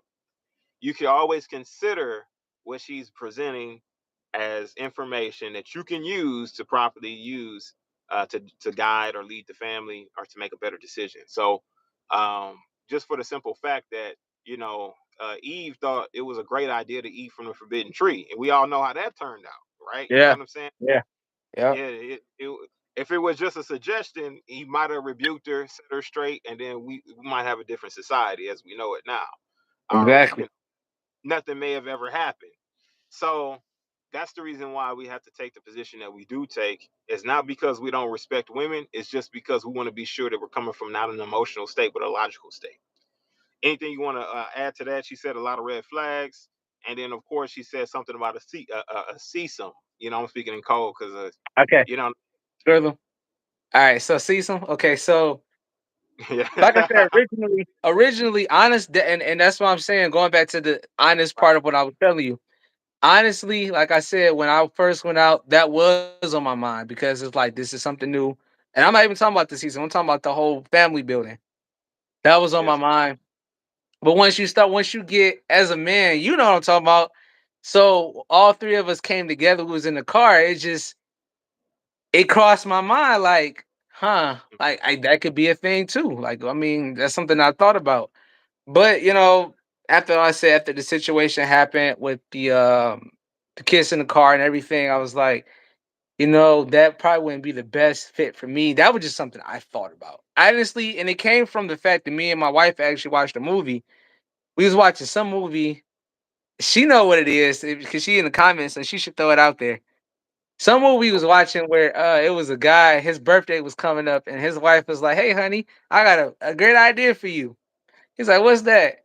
And I think she had brought another woman. I was like, "Let's try this threesome." I think the movie is called Three Way or Trio. That's what it's called, Trio. okay, And we yes, saw sir. that before we went out with the girl, so that was already fresh in my mind. Like, dang, we could. That's a possibility. You know what I'm saying? That's a space that I've never even thought about. Not for real, you know what I'm saying? But now it's like I'm in the position to possibly be able to have it. It's like I mentioned it to my wife. I was like, let's do that. I thought about it, and then she wasn't with it, so I was like, I mean, we can't force somebody to do nothing, right? And from that point on, I Right, was like, I don't think I really wanted to do it for real. It was just a thought. You know what I'm saying? It's one of those right. curiosity things. Yeah. So Listen, man. Whatever you decide to do, it's totally you trio. guys up to you guys in your household. So there's no judgmental thing that's going on here. Now, in polygyny, is that a thing? No, it's not. I think we both know that. I think it's like that's just something that is a part of the rules within polygyny. Is to for it to be that way. You know what I'm saying? But depending on the space, depending on the man, my opinion is that you know he may decide to do something different. You know what I mean? Now, is it up to me to condone that or to judge him based on those things?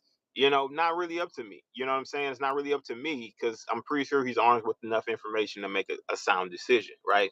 Right. So now, me personally, of course, I've been involved in those spaces. I've been involved in having threesome, relationships, things like that. That's just something that any man has always had a thought and dream of wanting to do that, right? Of wanting to have Yeah. two women at the same time, and sometimes you sit back and you learn different things about women as to what you would like to do or whatever. Then you learn a little bit more about what would be more sound, what would be the right way to do it. But really, your household is your household. You know what I'm saying? You choose to do Yeah. what you like to do and roll with it. You get what I'm saying? And then pray Yeah. about it. If you feel like there's something that's convicting you or you feel convicted, you need to come to repentance, repent. You know what I'm saying? That's just kind of how it is. But I want to make a comment to avoid was it Viceroy? He said, yep, "No, sir, it is not a thing." Laughing face. yeah, So yeah, yeah, I yeah. want to, hey, like I said, it wasn't like my wife said. Trios is the name of the movie we saw.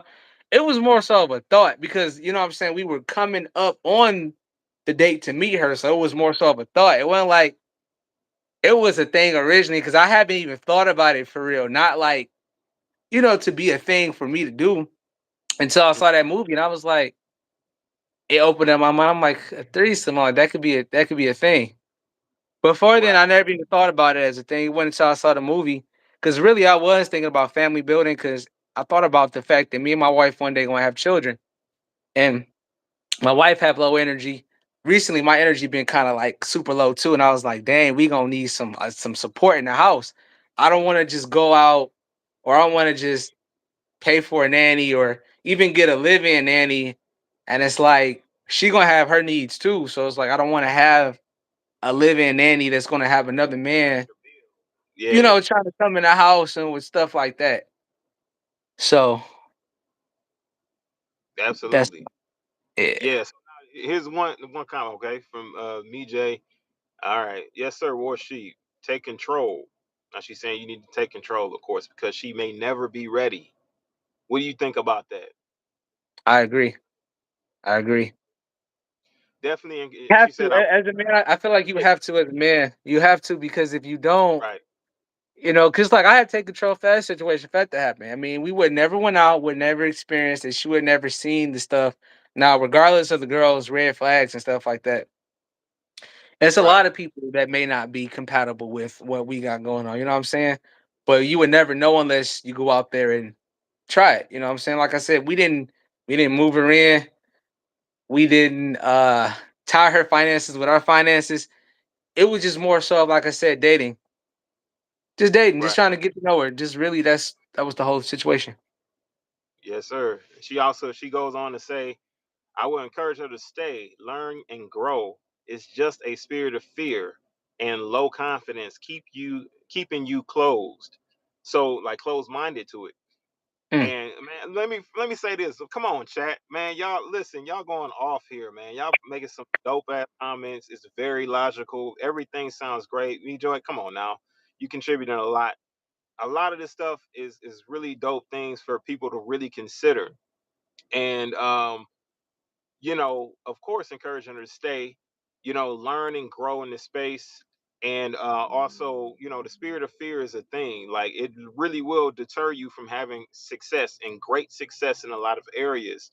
um and of course the confidence and keeping it up, man. Listen, a woman who's secure in herself and has the confidence to know that she is that woman in his life, that she's the one, and that anybody else who comes afterwards, that she's going to love on them as well and accept them, receive them, and build them up for that man, and teach them, not only that, teach them how to properly love that man, because that's the biggest thing, right? A yeah, woman, I'm speaking on from personal experience. In the space that I was in, the second woman who came in, I was already with the first woman for about, I say, a couple years or so, or about a year and a half or so.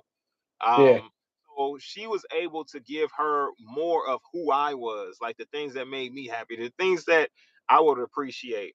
And so when this woman came in, it was almost seamless, even though she was dealing with certain issues now, but we were really understanding as to where she came from. yeah, And well, me personally, I'm gonna be honest, right? I was as understanding as I could be, but I am who I am. I am I'm a man. I am who I am. So I yeah, am going around. I'm gonna make you laugh. I'm gonna do all kind of little goofy shit.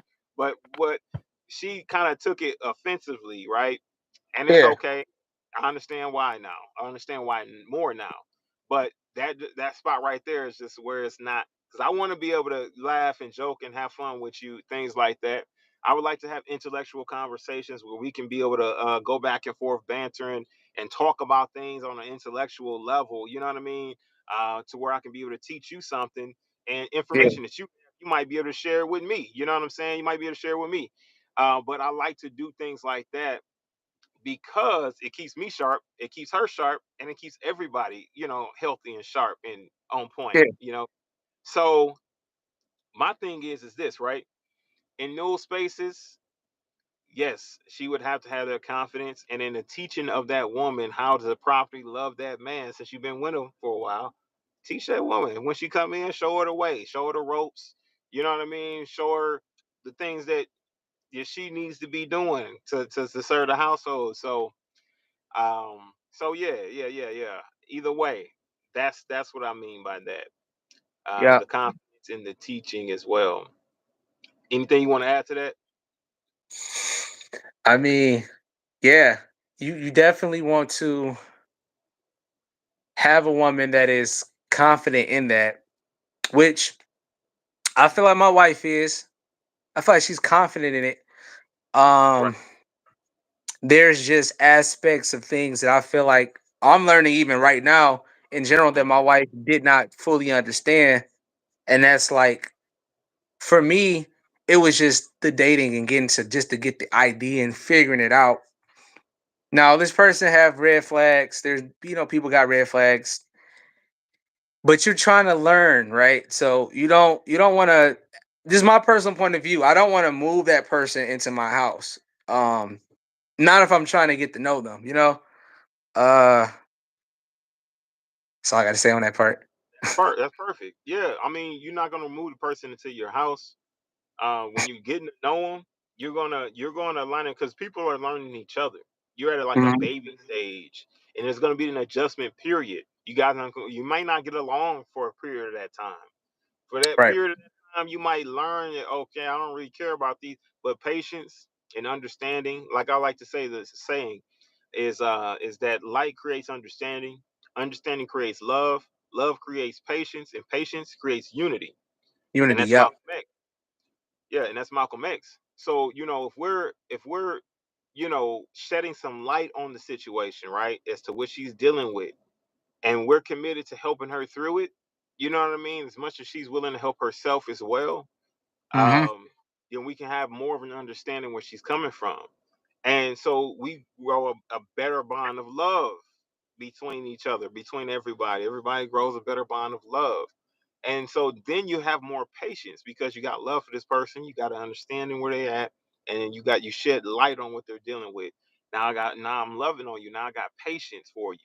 Then Yeah. that unity comes because she can trust you. She can open up to you. Now she can pull away from certain things and be able to invest more into the space because now you're unified. Now you're like, okay, you put the work in for somebody who's worthy or worth it, and then you'll never know what type of things that you can get out of it.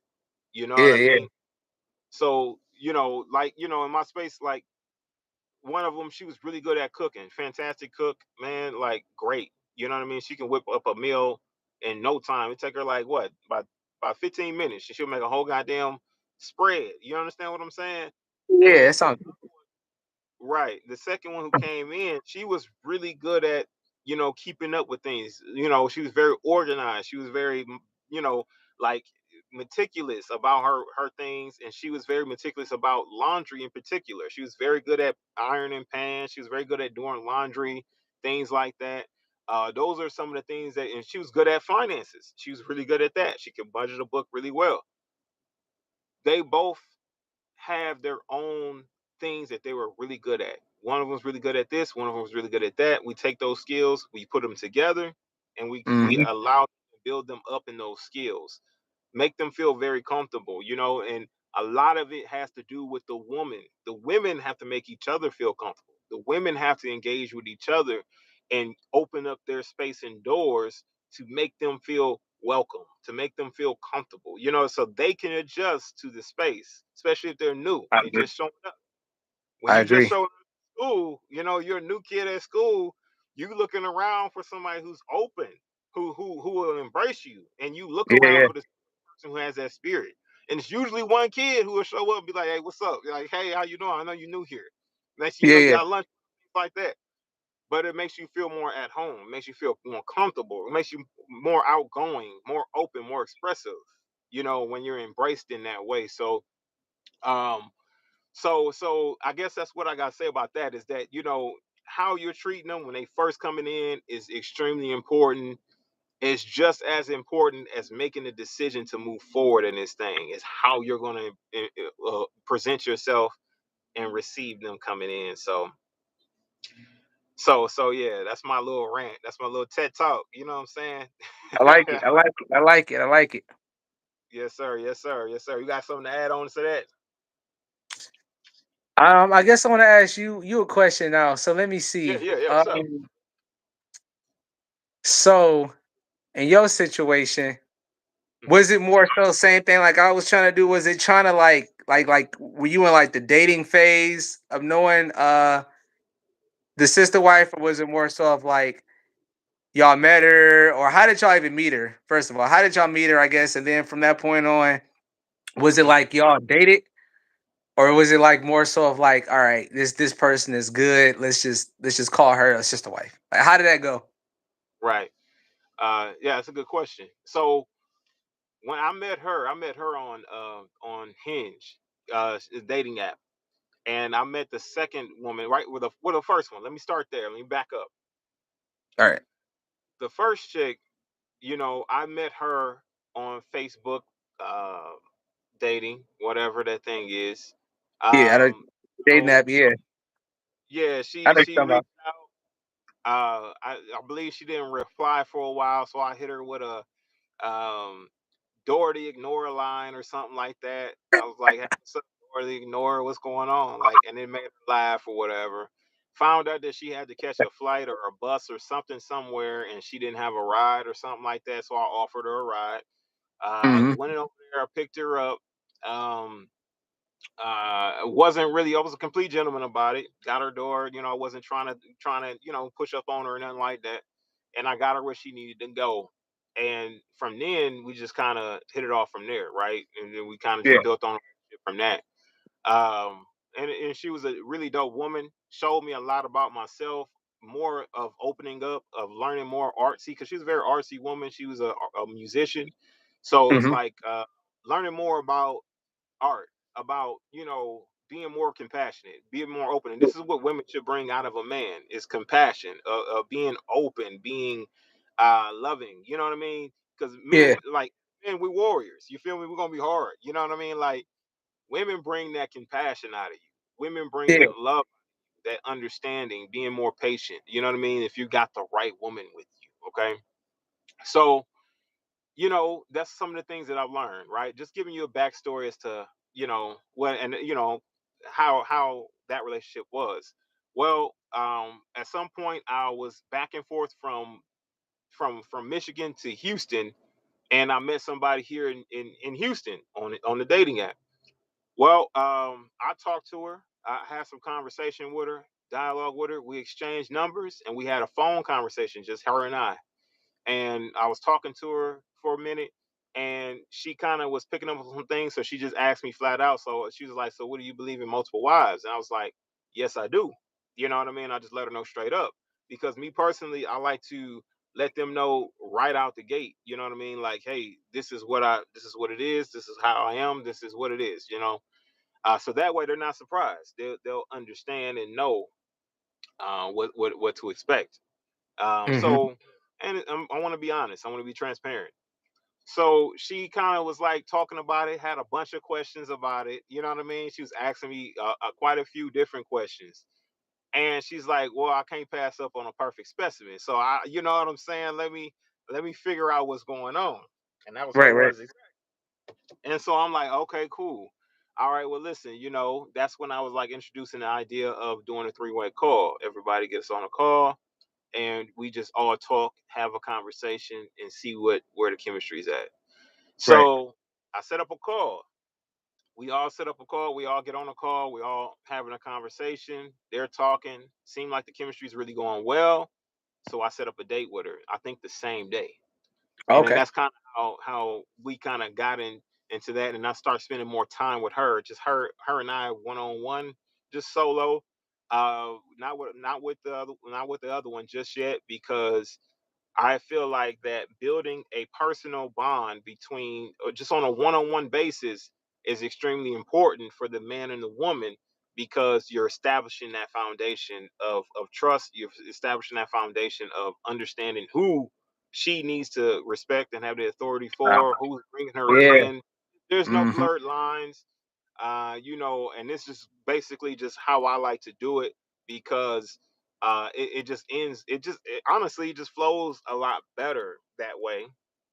Um, and also, the one who's coming in doesn't have an issue with, oh well, I didn't get an opportunity to have these one-on-ones with you, or have an opportunity to just have you alone at some point. You know what I mean? Because we was kicking it and chilling for months by ourselves. You know what I mean? And then finally we decided to all come together. And Right. when I say sparks flew, it flew, right? And the shit was Yeah. dope, right? Shit Yeah. was great. The experience, everything, they got along pretty well. They probably had one argument. That's it. And once they started to tell me about what was going on, man, I shut that shit down so quick. I'm like, look, man, y'all ain't doing this shit no more. And it didn't happen again. You understand Right, what right. I'm saying? Yeah, Yeah. yeah, no, we ain't gonna be doing all this. And see, So I'm going to cut you off, but I say, see, and that's the important part. That's what I'm saying. That's what I had to do in this, and that's where the masculine energy do come in handy at. Because if you don't, they will go on with each other on and about, it, especially if it's something minuscule. But go ahead. I agree with that. so so yeah, but it was a great space. It was a great opportunity to learn and grow. And Hmm. we got a question of why didn't it work out? The reason why it did not work out is because based on the way that we were headed, right? One of the women, when the one who was already here, she was talking to the second one and telling her about her problems, right? The things that she had issues with when it came Hmm. to attention or wanting certain levels of attention, meaning like during conjugal rights or during sex, she wanted me to do certain things that I was doing with the other one. But she was Ah. expressing that with the second woman. She was Hmm. expressing it with her. And so the second one was reserved. She started to pull herself back more. She started to not make herself as available as I would want her to be because the first one had an issue. You know what I mean? And she didn't bring it to me right away. But by the time she brought it to me, she already had influenced her. So she's already influenced. She's already withdrawn a bit. She's already pulled back. She didn't give me an opportunity to address it to where we didn't have any issues going forward. And in my sense is and in the way that I see it, it's a form of manipulation or manipulating the space to fit it the way that you want it to be. Yeah. When you are manipulating another woman's emotions. Now, because Hmm. the second woman, she's gun ho. She was whatever you need from me, let's just do this. You know what I'm saying? I'm with it. Yeah. Let's just do what we gotta do. So she's there as the new girl who's trying to, be cooperative, be submissive in ways, and well, in all ways, and just wanting things to work out. Yeah. So you're manipulating that and you're turning it into something that creates a space conducive for what you feel. And that's not how we rocking, right? That's not how it should be.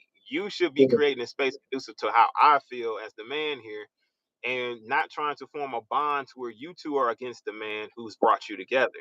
You wanna form a bond to where it's like the second woman understands that she has to respect and love the man who brought them together. You know what I'm saying? Who brought Right. the place together and who's gonna be the guy who's in charge. You know what I'm saying? So um that's what she should have done as the first woman who was already here. She should have encouraged her to be who she was for me. Hmm. And if she had any issues that she could have brought them to me, we could have worked it out. Well, that was a part of the reason why we split. But once me and the first one actually split up, the second one, because she was just very close. Now the second one, she didn't want to leave me, right? She wanted to Yeah. still be, but they were very close, and I knew that they were not gonna be like, I saw that they weren't gonna be separated.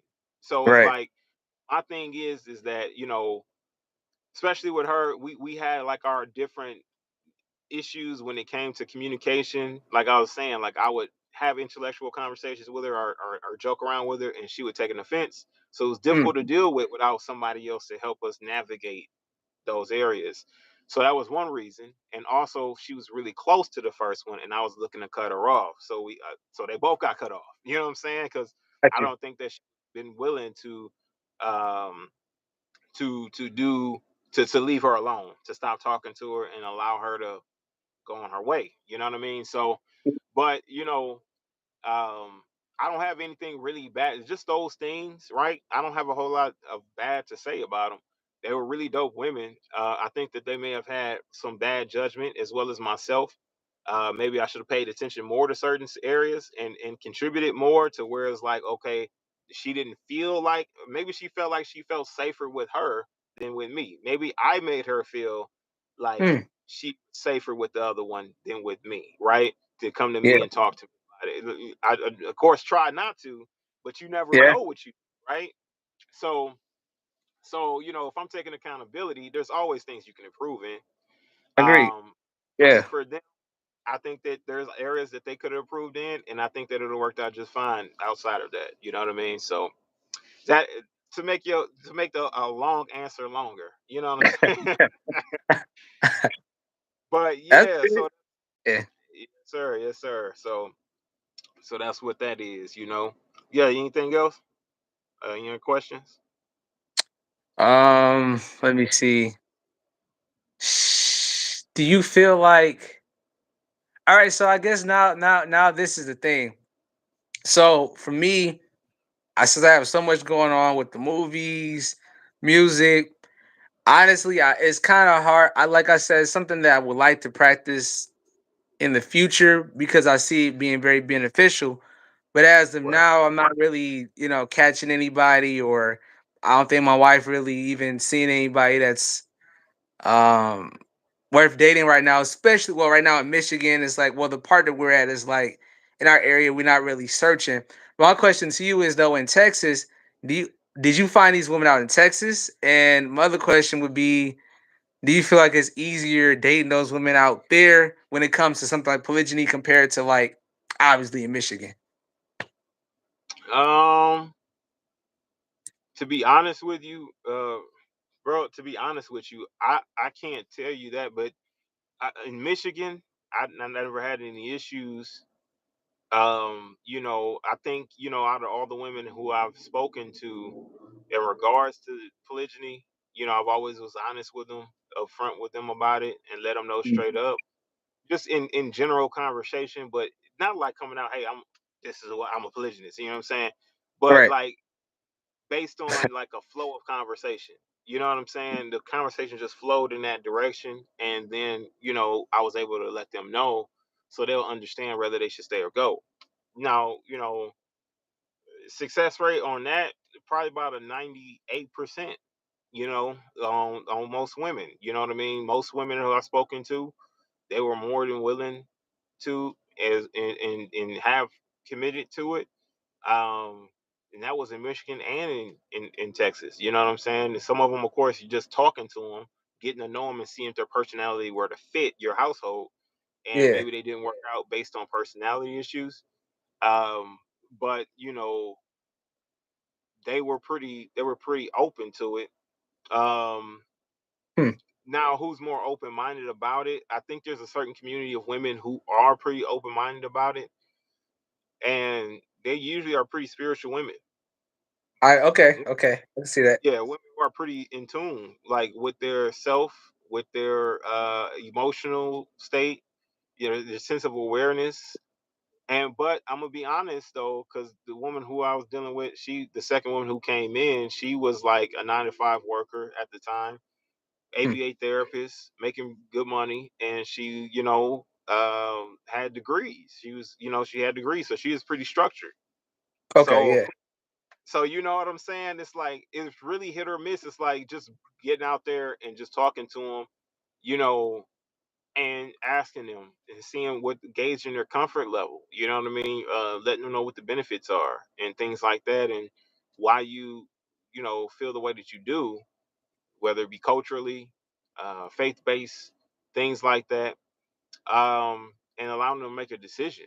You know what I mean? A Yeah. lot of women are used to being lied to, and that's just facts. They're used to men lying to them or lying about some shit. And like, if men start stepping up and actually being men and saying, you know what, I ain't finna lie to you. I'm gonna do the best that I can to tell you the truth. Whenever anything happens or pops up, I'm gonna let you know what the real is. I think that we'd have more successful spaces or relationships even outside of poly. Like, in monogamy, you'd have more success. You know what I'm saying? Like, if you're just honest. In poly spaces, women are used to being lied to, but when you go and tell them the truth, they of course instantly they know that men are always going to want to desire and want to have more than just them, right? Um and when you're honest about it, I believe that they gravitate towards that more. Most women, right? Or some women who I've met, they gravitate towards that more because they feel safety. They feel safe with you. You know what I'm saying? Like, okay, if he's willing to tell me that shit, he's willing to let me know anything. I mean, he's gonna let me know what's up with as much as he can. You know what I mean? He's not gonna lie to me like crazy. Right. So I guess that's my opinion. My thoughts on that, man, is just getting out there and just shooting that shot, throwing it out there, throwing that dart on the wall, see if it stick. You know what I mean? Like, and it's okay. It's just there's plenty of women out here. Don't be feeling like that. Oh, she might say no. Well, oh well. You know what I mean? It's like it's just it's just somebody else. Somebody else definitely will. You know what I mean? So yes, sir. Okay. Yep. Let's see what we got. We got 3 rules of poly. What's up? You got some other questions, bro? Oh, me? Yes, sir. Yes, sir. Questions. I mean, I don't know, man. Like I said, I've been real busy. The Okay. whole point of for me, polygyny would have been like just that family structure. That hmm was the initial, you know what I'm saying? That was the initial foundation of why I wanted it, because I see it makes sense. Because even now, like my wife talk about the fact that we have our moms, and our moms is cool and everything, but what if, you know what I'm saying, our moms can't do it for their own personal reasons? Because like I said, I ain't gonna put everyone's business out there. But it's like we have that situation with our parents. Yep. So having that extra person, I've always seen as being beneficial. Because this is book by Patricia I was telling you about. We want for our sisters, we want for ourselves. And she talks a lot about that, about the family, about just how she talks specifically about black women, but how women of color, I should say, how when they came together back in the day, it just created a better dynamic for the children, for the husband, and for all of the people involved, you know? And so that's something that I still want to pursue. Right now, I kind of took a break on it. You know what I'm saying? I ain't really looking for real right now, but I guess my question to you would be going forward, who I guess is kind of tricky with, women nowadays. You hear all this bad stuff about even monogamous relationships where a guy may get with a woman and he got to be 6'9". You know what I'm saying? He got to be just all these Man, unrealistic, standards. And it's like, all right, that's like y'all, yeah, yeah. I want to wait. I don't want to wait because I mean, I'm good with my wife. My dad, my first baby is something that I want the family, so this is good. But just adding an extra on, I want someone to be the right fit. Because how these women and people out here talking now is just it seemed kind of scary, man. The dating world seemed kind of scary because like when we did polygyny, or when I did it back in the day to practice in polygyny, right? It was Kobe Bryant when he passed away, so that had to been like either 2020 or 2021. Someone in the comment section, if y'all know when Kobe Bryant died, y'all can look it up, put it in the comments. But whenever he passed away, dating was so much different right before the pandemic. After the pandemic with Kevin Samuels, you know what I'm saying, and everybody else, because I feel like Kevin Samuels kind of messed. I'll be honest, and people gonna hate me for this, but I feel like Kevin Samuels slightly messed up the game for people. Why you say that? Cause like, okay, high value man, right? Okay. I'm I'm not 6 foot, you know what I'm saying? But when most people see me on screen, they're like, "Ah, dang, you not as tall as I thought you was." I'm like, "What that's supposed to mean?" But they still rock with me. I never had a problem with getting women because of my height. But when I watch certain shows, like Uh-huh. I ain't gonna say my height. I mean, y'all can look it up if y'all want to. I'm an actor too, but He, uh, I have no problem with that. But my whole situation is, go ahead. What you say? Kobe died 2020. Vice Roy, shout out, Vice. But Um, okay, yeah. So 2020. So, bro, the game changed. It's what 2024 now. So like, dog, the game changed a lot since then. Cause with Kevin Samuels, man, the high value man, the stuff he be mhm, talking about, the high value, it's not the same for every country or what you consider valuable. You understand what I'm saying? Like, you giving me value. I consider you high value. And this is not without even finances, right? I don't know your height, but I mean, you know what I'm saying? Like, I consider you valuable without all of the extra stuff that people now deem as valuable in a man. It's like that right. really messed up the game. You know what I'm saying? And now women got unrealistic expectations. Like, you got to be a true thug at the same time you got to be a gentleman at the exact same time. I mean, I know they say, what is it, a freak in the bed? What's the say? Freak in the streets, lady in the streets, freak in the sheets. Yeah, freak in the bed. But yeah, bro, it's like I don't know, man. I just feel like the game changed up so much, and that's all I had to say about that. Yeah, I mean, I would say that with that type of talk and conversation coming from Kevin Samuels during that time, rest in peace, Kev. Shout out to his family and his estate, to the Kevin Samuels estate. I So believe it definitely challenged men to want to achieve more. Yeah, I right. see. Yeah, Right. And make you more consistent in drive, right? And because look at you, what? Shoot, actor, all these different accolades that you're pursuing and that you're right. actively achieving, Mhm. because you're a man about your purpose. You know what I'm saying? Like, you want to be about your purpose, you want to be about your drive, you want to be sure that you're focused on what you got to do. But I believe that Kevin Samuels added more of a shine more of a light on men being pursuing that high value status. And regardless on if you were short or tall, most women want a tall man, 6 foot, but he also let them know reality, like, yo, you 5 foot. Okay, You 5 foot. okay, look. Okay, I feel it like this. I feel like You know, this. So I yeah. respect Kevin. No because I don't want to come off as disrespectful, but I am saying, just like even when we have conversations, there's a darker element. There's a positive light of what people say. That sometimes there's a bit of a darker element that some people take. So I put it like this. So Kevin himself didn't necessarily say a dark element, but people Okay. interpret certain things that came out of his mouth. That's why a lot of women didn't like him at the time anyway, because he said certain things that they took and they interpreted it in their way. And it's like, well, I didn't interpret what Kevin Samuels said as that. But at the same time, I do have my own definition of what valuable is to me, and Right. just like every other person do. But but yeah, just to having being able to have six figures and everything else like that and reaching that plateau, that's good to have, and that's a good thing for all men, I feel like, to try to achieve. But I do feel like between possibly some of the words that he said that people got misconstrued and the sprinkle chick, which I've been hearing a lot about her. I don't even know who she I don't know who she is, but I just feel like it's giving Fuck people on the the game, bro. wrong. Put me up on game, bro. Put me. Who is this sprinkle girl? She messing up the game. I don't know. I haven't really looked into her stuff like that. What I don't understand is she well, from the clips that I've caught, she's saying some wild shit. Like, I don't know, man. I forgot what she said, but I was like listening to it, and I'm like, yeah, you finna create a whole generation of single women, sitting there with a bunch of cats, no offspring, no legacy to leave behind. When she's 80, she's gonna be looking by herself. You know what I mean? Depressed, miserable. You know what I When Cat, mean? With no legacy, with no sentient beings that come out of her womb, looking at her yeah, and celebrating yeah, in her journey. Like, it's sad.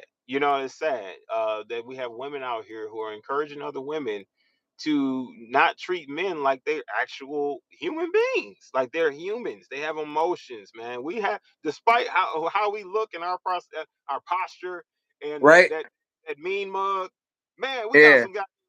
You know what I'm saying? Behind all that, we really do feel shit. So, yeah, like, yeah. really have some respect for men and not be teaching each other to, you know, do dirt. But sprinkle. You know what I mean? Find yourself by yourself. You know what I'm saying? It's just wrong advice, man. I feel like I know we all got well now YouTube has granted us all the opportunity to be able to voice our opinions and to talk.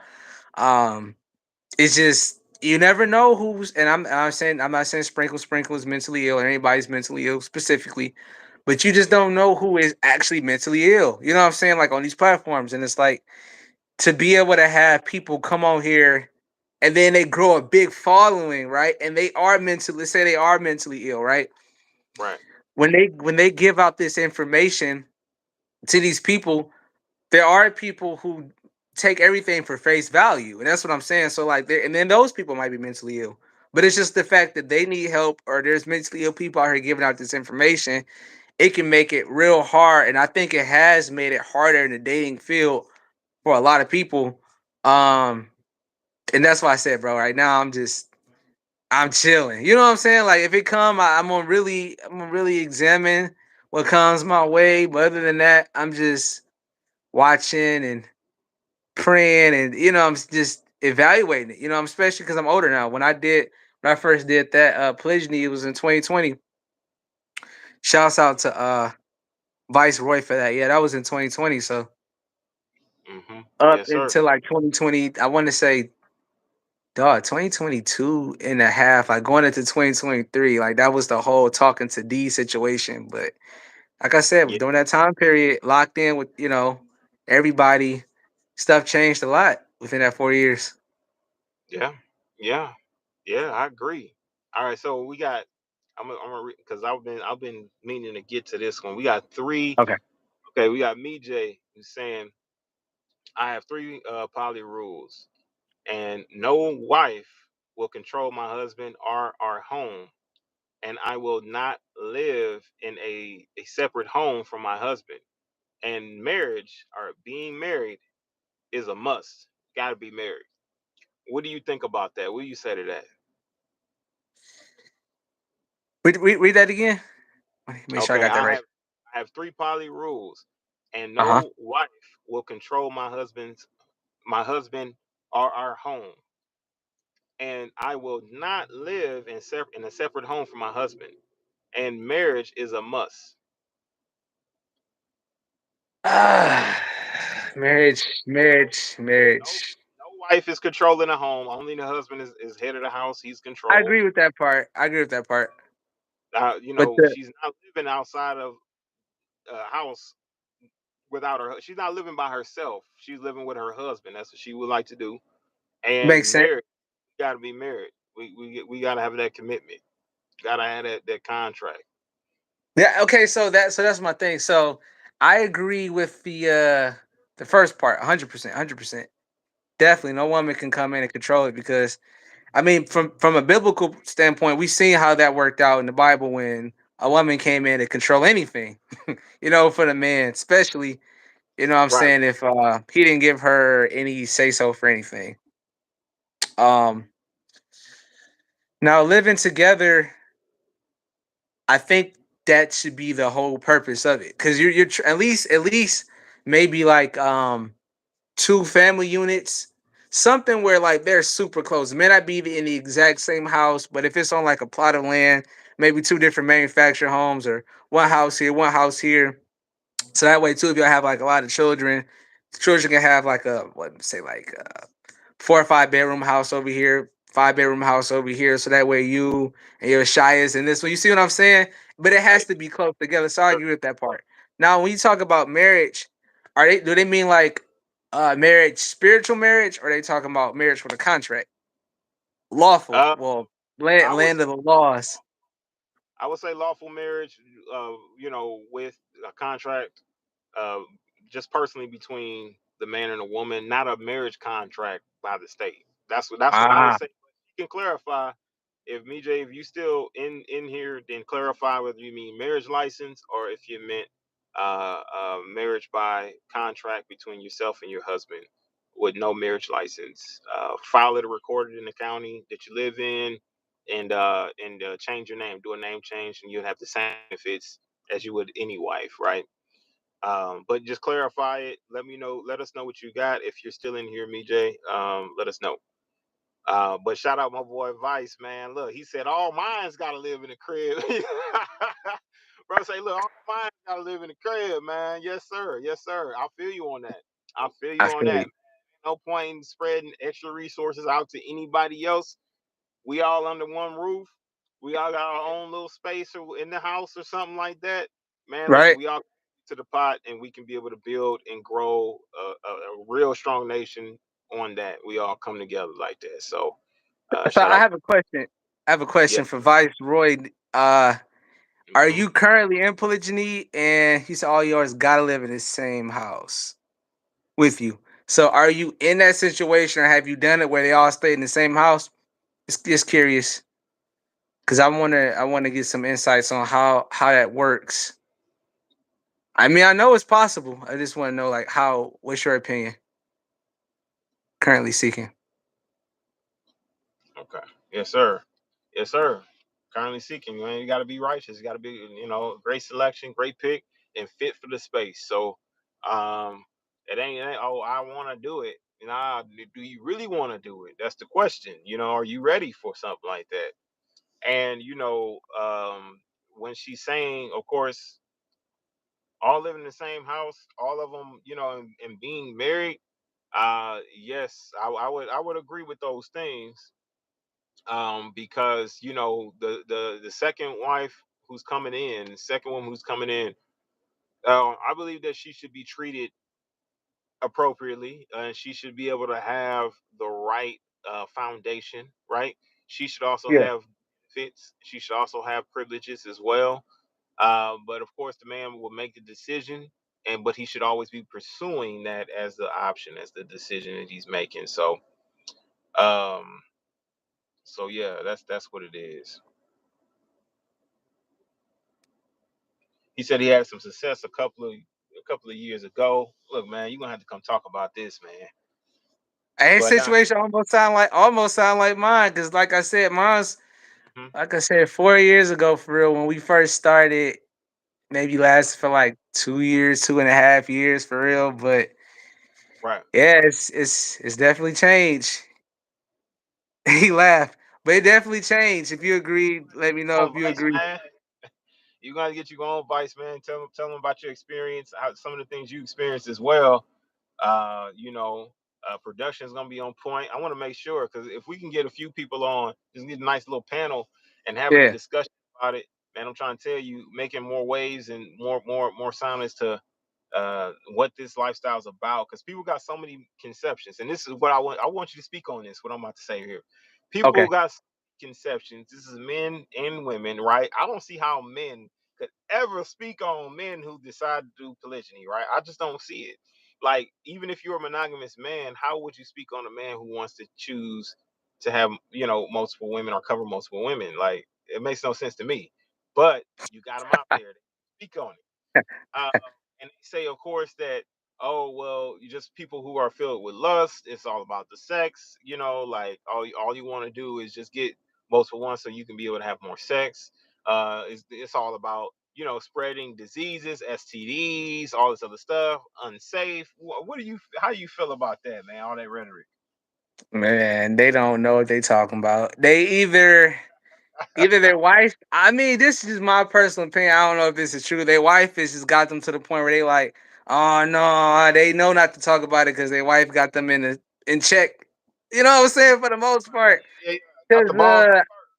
yeah, Yeah, yeah. Because I mean, because to be honest with you, man, like I said, I didn't really start thinking about the whole threesome till after we watched that movie. Like my whole mindset, honestly, was about like what Vince Roy was talking about, family building, man, like nation building. It's like I know how my wife is now. You know what I'm saying? It's like, and even then I know how she was. So I'm like, you gonna need some help. Like, I mean, you may not want to admit it, and I'm not gonna force the help upon you, but look, there is an option for that. And I'm glad that I found that that's a thing. I'm like, you're gonna need some help. I'm like, within that help, you know what I'm saying? Like, I would like to also experience having an extra wife or some extra help. You know, when you can't do what you need to do. Like if you wash the clothes. So my wife, she's good at washing clothes. You know what I'm saying? That's her, like you said, doing laundry. That's one of her things, whether she like it or not. That's another story. But that's right, right. that's She know what what she she do. do, you know? That's what she do. And I cook. I'm good at cooking. And I usually cook. But for the most part, when I get off work, she cook me meals.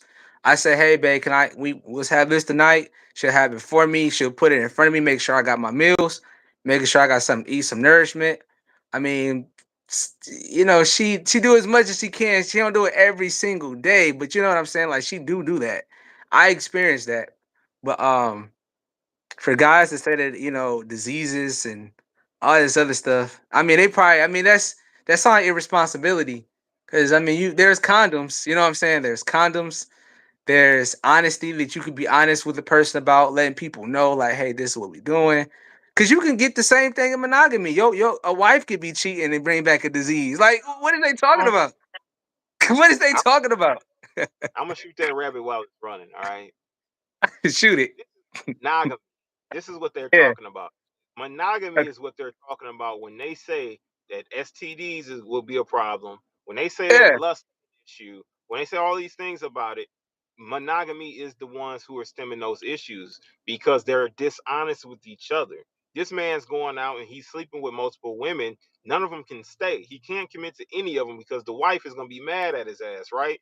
So Right. Right. he's pushing woman after woman, right? He's going Yeah. to instantly be able to catch it. That increases your chances of catching an STD and bringing it home. You know what I mean? Right. As opposed to if you're in a poly relationship and you're already honest about who you are, and let's say that you're actively, in that relationship, you got two different women you got to satisfy. You're going to be more calculated. You're going to come home. You're not worried about all these rest of these women Exactly. out here. You're coming Exactly. home because you got two different women who need conjugal rights, right? Right. Right. Less opportunities for lust being lust filled because you're focused on your goals, you're driving, you know what I mean, making sure that the family makes it to where it needs to make it to. And but you have two dope ass women at the crib who's willing to contribute and be sure that you're good to go, right? On the Right. day Right. on a daily basis, you know what I'm saying? Or, as needed, things like that. So it's like really monogamy is the one who they're really talking about because those are the spaces that actually perform like this, like, so I'll be trying to understand their points, make them points, because you get way more chances for STDs. Divorce rates are higher due to, not only finances but also lack of finances. Which, if you had an extra person who can help you with finances, right, Right. either save money in daycare or save you money somewhere else because they're at home taking care of it, or they out grinding, bringing in an income. So now we can solve that number one divorce issue, right? And then also, of course, the second woman coming in.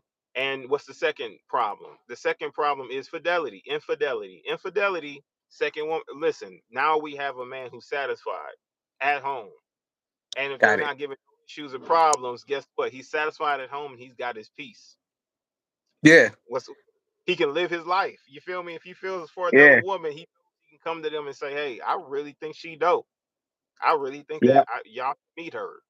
You know what I mean? Like, there's so many opportunities for a man to be very expressive, not only, open and honest, transparent, all of that stuff, things that you wouldn't receive from a man in a monogamous space. Emotionally, you can receive that in a poly space because All he's these space. able to feel comfortable, in that world. Now, it all depends on how the woman makes it for him.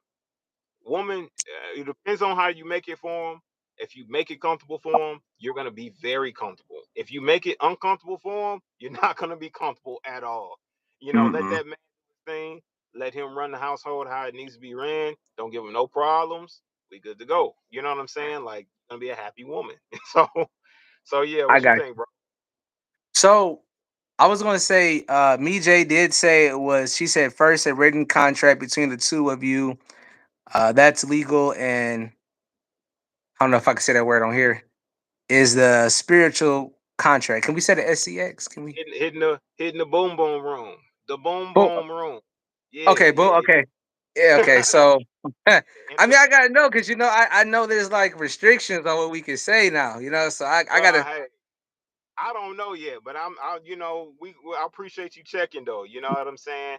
I don't know yet. You can say the SEX, the boom. Yeah, we're gonna say boom boom wrong so nobody get butt hurt. You know what I'm All right. saying? But sex, no. Either way, the boom boom wrong. Yeah, spiritual. That's a spiritual contract. Okay, okay. From that point of view, yeah, I agree. I agree with that. But to touch back on your point about having two women and then with you being like the main source that they're coming to, I think that's better than monogamy because and women, if the women that's watching and the women that watch this, correct me if I'm wrong. Correct me if I'm wrong. Women are such great investigators. They're like great detectives. They're searching. They even when they act like they ain't searching, they listening. They listening. Whether Mm. it's your ex, she probably watching. They listening. Trust me. They Yeah, I know. keeping tabs. You already know it. But yes, So sir. I That's saw that. that just to say. I saw that to say that in polygyny, if you're in a situation where You got your first wife and you got the sister wife that she coming in, or maybe like I said, maybe she live in a house that's close, but she within the confines of the relationship. Okay. And she may be doing stuff like maybe she started doing some drugs, or maybe she's starting to lust after someone else.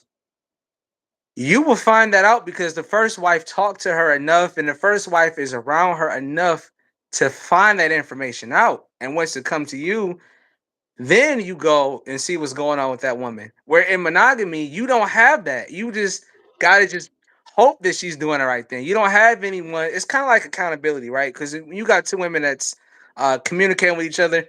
Even if she don't say, "Hey, I've been thinking about this other guy," she may not tell her that, but she may do certain things that the other girl would pick up on. It's like, "Hey, I noticed, you wasn't with Jamal. You wasn't doing this certain stuff. You starting to, do a little certain different stuff differently. You ain't even really been like talking to me like you used to. Like, what's going on? You know what I'm saying?" And then that kind of just the other girl, the first wife or whatever, would do the investigating process or the investigation process where she would be able to Right. scope that out for you. And then she wouldn't have that in monogamy. You know what I'm saying?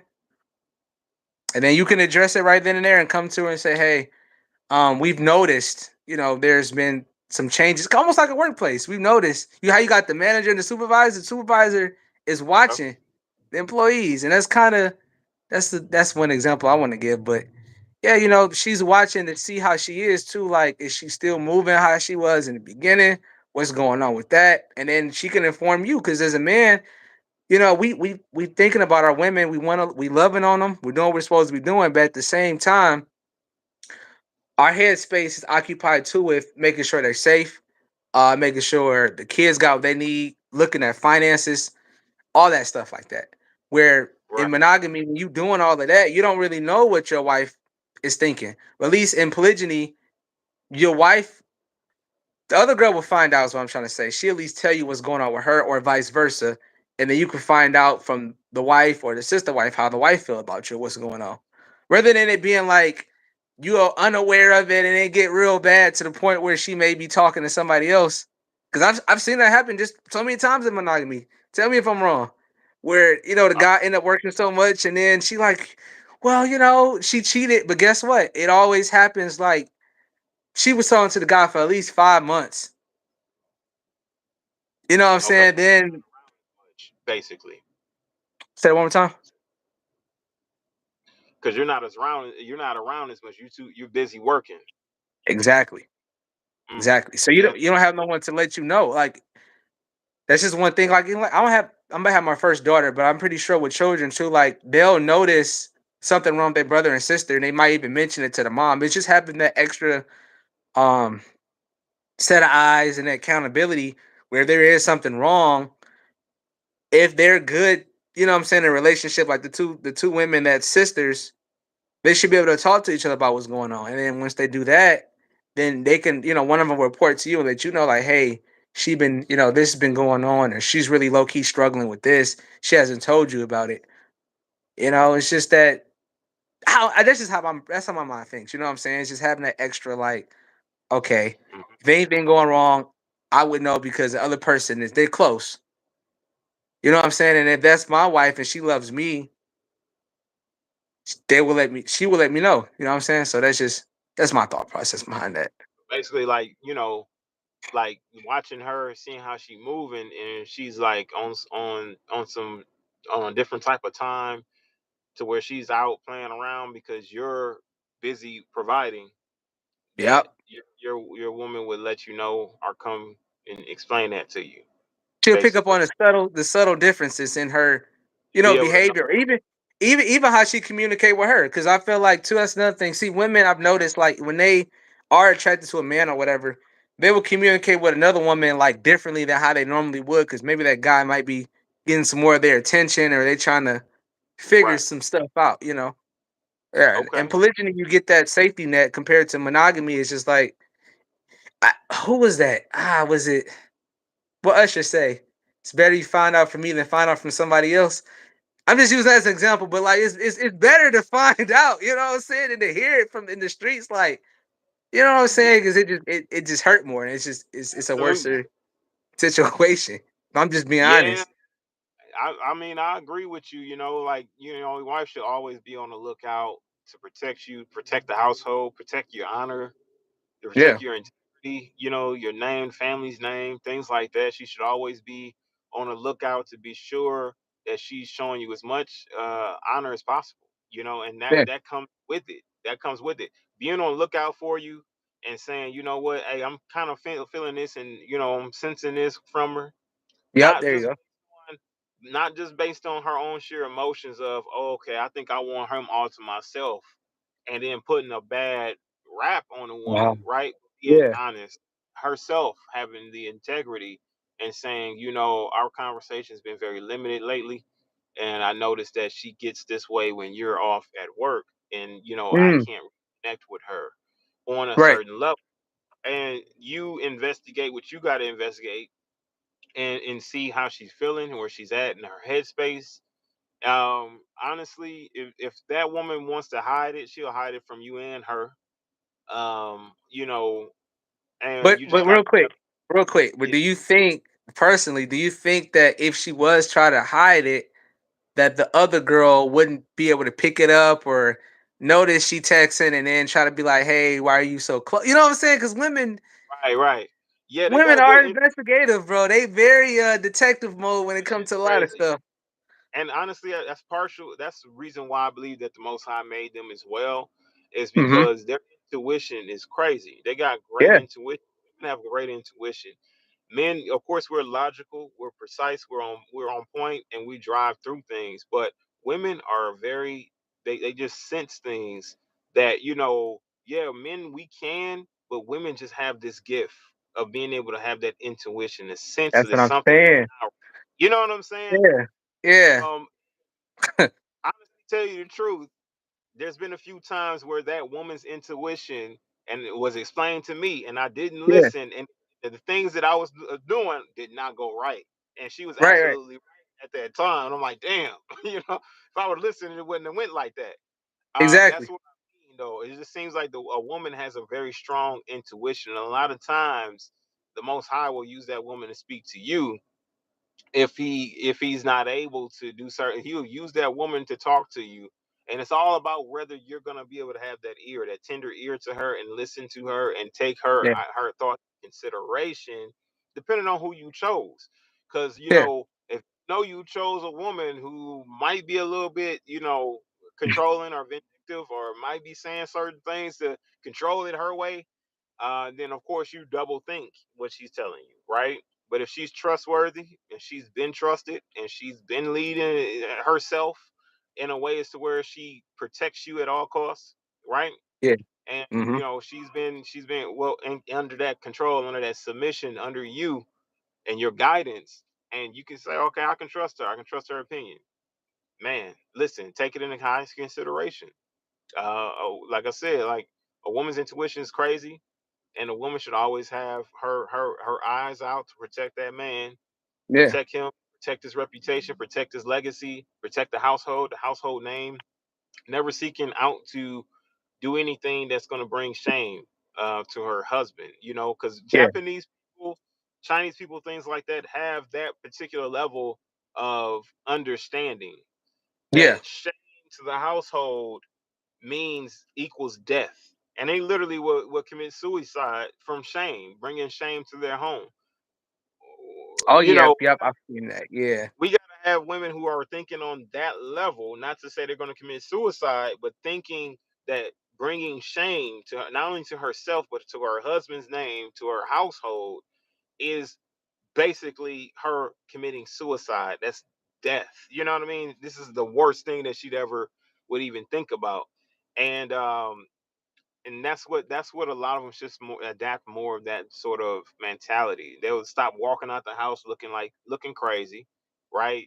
They would consider all of that. They won't be mad at him because he said, "Hey, go in there and get changed." Right now, oh, you trying to control me? You're insecure. All this other bullshit that they want to manipulate and control the man, because he's trying to protect them, right?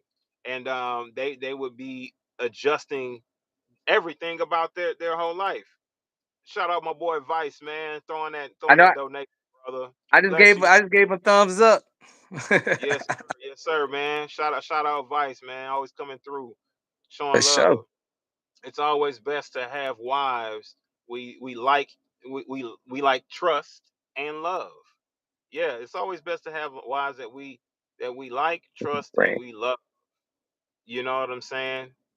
Yes, sir. Bless you, man. Listen, we appreciative in all things. I got it, shirt just to plug. Man, it says, "Hey, ain't gonna bitch about it. We ain't gonna be Yep. complaining about it. We gotta get shit done. We ain't gonna bitch about it." Listen, that's First Thessalonians, the 5:16. We're gonna praise the Most High in all things. You know what I'm saying? Right. So glory to the Father. Thank you for that donation, my brother. We're gonna be grateful in all things. Look, that small pebble turn into mighty mountains. You know what I'm saying? Mighty Yeah. mountains. So Yeah. thank you, sir. Thank you. Um, but yeah, also one of my things is that listen, woman, if I'm coming home and the dog is outdoing you, right? In the amount of love and excitement that the dog is shows when it sees me walk through the door, if the dog's outdoing you, we got a problem. We got a big problem. We got a huge problem on our hands. Outdoing you. If the dog is outdoing you and that love and affection and excitement to see you home, we got a problem. If you still in bed and I'm walking through the door, we got a problem. You understand what I'm saying? We Yeah. got issues because listen, I want my woman to love on me. You understand what I'm Right. saying? As soon as you Yeah. see me come through the door, I want to feel an immense amount of love. That will help tame my frustration from the day. Just show me some love, baby. I know That's that's what you right. show me that compassion, just like this little dog is, who's sitting there waiting at the door with them big old eyes. Like, yo, how the dog show us more love than our women do, man? You know what I'm saying? Like, we can't marry the dog, but damn, can Exactly. we take the dog's personality, a piece of that, right? And just put Yeah. that personality trait in a woman. Like, how much happier would men be nowadays? What do you think? Man, would be man, what ecstatic. So funny you say that. My wife has always been like that to me, but I want to say once she actually got pregnant, because she's always wanted a baby. She always wanted my baby specifically. Now every single time I get home, the door wide open. I'm like, all Right. right. I mean, for the most part, unless she doing something in the shower or whatever, but for the most part, door wide open. As soon as I walk in this door, she hugging me and kissing me. I'm like, hold on, babe, I gotta get, I'm outside sweating because I mostly work outside all day. Yeah. I'm like, don't, that's what be hugging on me. I'm dirty. I got chemicals. 'Cause I do like pest control work. I'm like, Mhm. just hold on. Let me get my stuff together. But every day I tell her that she still end up doing it. Come to me, hug me, kiss me. I'm like, I tell you this every single day. Like, hold on. But I Chemicals and love ice, that, man. man. Don't take it for granted, brother. Embrace that. Just embrace it. Just okay, cool. Give her that moment. And I know you might want to go get a quick little break, kick your feet up a little bit. But Right. yeah, take a moment, bro, because there's a lot of men out here who's lacking that energy. You know what I'm I, saying? And the I fact that do. you I do, man. I appreciate that so much. So much. I do. yes, Yeah. sir. Yes, sir. All for you, and it's respected. And that's what's up. You know what I'm saying? Like, continue to Yeah. y'all just breed that. Y'all Yeah. living that because, like I said, there's a lot of men out here who lack that from their women. Like, truly lack it, not Yeah. knowing. But a lot of them blame the man. They like, look, the man should be more romantic. Mm, Should kind of like a Disney movie, Rapunzel and fucking, Prince Charming is going yeah. for Sleeping Beauty. You know what I'm saying? Like, Hmm. above and beyond wanting them to show that romance, and Yeah. they're the ones out here busting ass wanting to provide, making sure that the family eats and things like that. And man, you know what I'm saying? It could be difficult because we're not the ones who are designed to be how you say it, nurturing, to Nurturing. be Yeah. at that level of, I mean, some men are really romantic in that way, but majority of men, they're kind of like, we're rough, a lot of them are rough. And Gotta so learn. Gotta learn. Some guys gotta learn how to get more like right, romantic. It don't come as romantic. easy. Yeah. Yeah, absolutely. So yeah, some guys, it's a learning curve to be able to get more romantic. And my thing is that woman, like, you should be really focused on that romance within your relationship. What you think, bro? Definitely, definitely. Because without the Yeah. romance, I mean, I do feel the relationship can die. Because it's like Hmm. you can get into the habit of doing stuff so much that you just, you know what I'm saying? Like you feel like sex will come, but I feel like it's my personal experience. Because even like back to the polygyny situation. So I remember one day I was talking to my wife and took the garbage out. I came back in, spent some time with my wife. I went back there to go make an ASMR video. I like ASMR. I still haven't dropped the video because I can't get my. I have the same problem with you with the mic, man. I What's don't know that? what it is. Like ASMR? It's like whispering and like little soft noises. Like Bro, I love crunchy. that. I love that. Right? I Okay. love that. So I tried to do it, and the moment I got ready to do it, Deke texts me. It's like, "Hey, what you doing?" I'm like, "About to make an ASMR video," because I just got done, spending time with my wife. She was like, Hmm. "Oh," she said, "Can I call you when you finish, or can I call you up?" I was like, "Well, let me go ahead and get started with this first. I'll talk to you afterwards." Set up everything, trying to do it. Mic didn't sound good. I'm like, you know what? Whatever. I'll come back to this. I'll talk to her because you know what I'm saying, spend some time. And I talked to her on the phone. We was talking. She was talking about so she like One Piece. Like I said, she big into all this anime. She like One Piece and all that other stuff. But she was watching One Piece, and I talked to her on the phone until she fell asleep. She got comfortable. She fell asleep on the phone, but that's what she wanted. She wanted me to talk to her until she fell asleep. And so after she fell asleep, then I came back here with my wife and we did our thing, and then she fell asleep. Okay. Yes, sir. Yeah. So Y'all you, went. Yeah. Went to Pound Town. yes, sir. Okay. And went to sleep. Went Yeah, straight to bed. yeah, Okay. Okay. I mean, that's usually, there you go. You feel me? Yeah. yeah. Yeah. But it's that it's definitely that romanticness, like I said, because most guys would Mhm. be like, oh, I don't want to be on the phone until you fall asleep. That's lame. I mean, I don't necessarily like it per se, but hold on, he put the girls to be. That's true. That That's boy true. say, But yeah, I yeah. had to, had to be on the phone with her, because we talked, she said some stuff for me, you know how you flirt, whatever. So that's what we did until she went to sleep. But made her feel comfortable. Um, like I said, she's watching One Piece. I think I watched a little bit too because we was watching it separately. And then she fell asleep. And yeah, like I said, went to see my wife. But it's just the small stuff, bro. It is. It really. I know it sounds cliche, but it really is like the small stuff. Even when it's with both women, it's like even though you might say, "Hey, I'll spend time with you," like, cause I like playing piano and stuff. Even though she next to me, that's not really spending time. She want to be like, go some. It depends on what the woman want, bro. Like, she might just want to like go somewhere, like to maybe shopping. She want to shop with you all day, like buy some clothes with you, or just go take her out to eat. You know what I'm saying? Like at a specific restaurant that she like. We talk about restaurants. That's good for the whole month. Just do that at least one time. I mean, sex is good too, but doing that at least once because she want to get that aspect of you. You know what I'm saying? The more quieter time. So, Okay. Yes, sir. That's what's up. That's I what's mean, I up. didn't know Now, that. I didn't always know that. I listen. I just yeah. find that out because of experience. So, Yeah. Yeah. But it sounds like, D.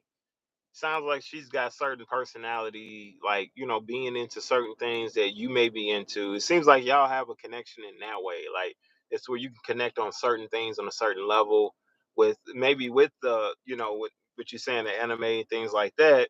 yeah, Things that, she's into, you're into, but, of course, your other wife, she's not really into those things. right. Now, one of the biggest questions for women in this space is, how do you love two women the same? And I think that right there is like a prime example as to how, right? Because you got Mm-hmm. her who loves these things that you also enjoy. One of Mm-hmm. them don't want to kick it with you on that level. You know what I'm saying? Right. With all the anime thing. The Right. other one, listen, that's her world. That's what she loves. She'll support you. She listen. Y'all showing up to all the events with each other. You know what I mean? Right. Doing y'all Mm-hmm. thing. Um, And it's not about, and then of course I'm sure with your other wife you guys have your own thing that you like to do together, that you like to do on the side, to where it's like, this is our time that we enjoy, boom boom boom, you know what I mean? Yep. So whether it be music or whether it be anything else that you guys enjoy. So women say, okay, well, how could you love both? Well, that's a prime example, because one of them really enjoys this and the other one really enjoys that, especially if they got two different things they really like. Now, they keep their own personalities and who they are. That's really great. We can all meet each other in our own worlds, you know what I mean? And build that Yeah. level. You know what I'm saying? So what do you think about that? I think it's accurate what you're saying, because you have to be able to spend that time. Like, and it's the thing too. Like, I'll be honest. I mean, I guess no. I'll be honest. I know for a fact all women are different. Like, as far as what they like, because they're not like all women are going to be the same. As like every man is going to be the same. That's not true. But we all have certain things about us that we generally kind of like. But something I noticed to me about that situation with polygyny too is my wife more clingier now since she didn't had the baby. She was clingy before, then there was a period she wasn't, then she clingy again. So it's like that type of situation, right? But even Right. with clinginess, that's kind of good to spend time away, because if when a woman loves you, and I know women ain't gonna like this, but it's true. When y'all love us, y'all do want to spend that time with us. And sometimes if y'all really love us a lot, y'all want to spend a lot of time with us. But then it's like too much closeness can cause friction, and Oh, then it just becomes a bad thing rather than a good thing. And like you said, the love part, I'm gonna love you, and I'm gonna make sure I put in my calendar. Look, this is the date me and you going out. This is what we doing.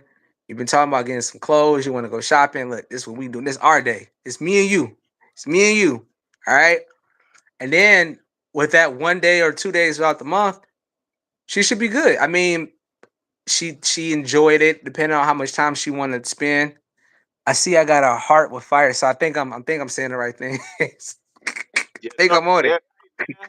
Yes, sir. Hey, keep All cooking, right. brother.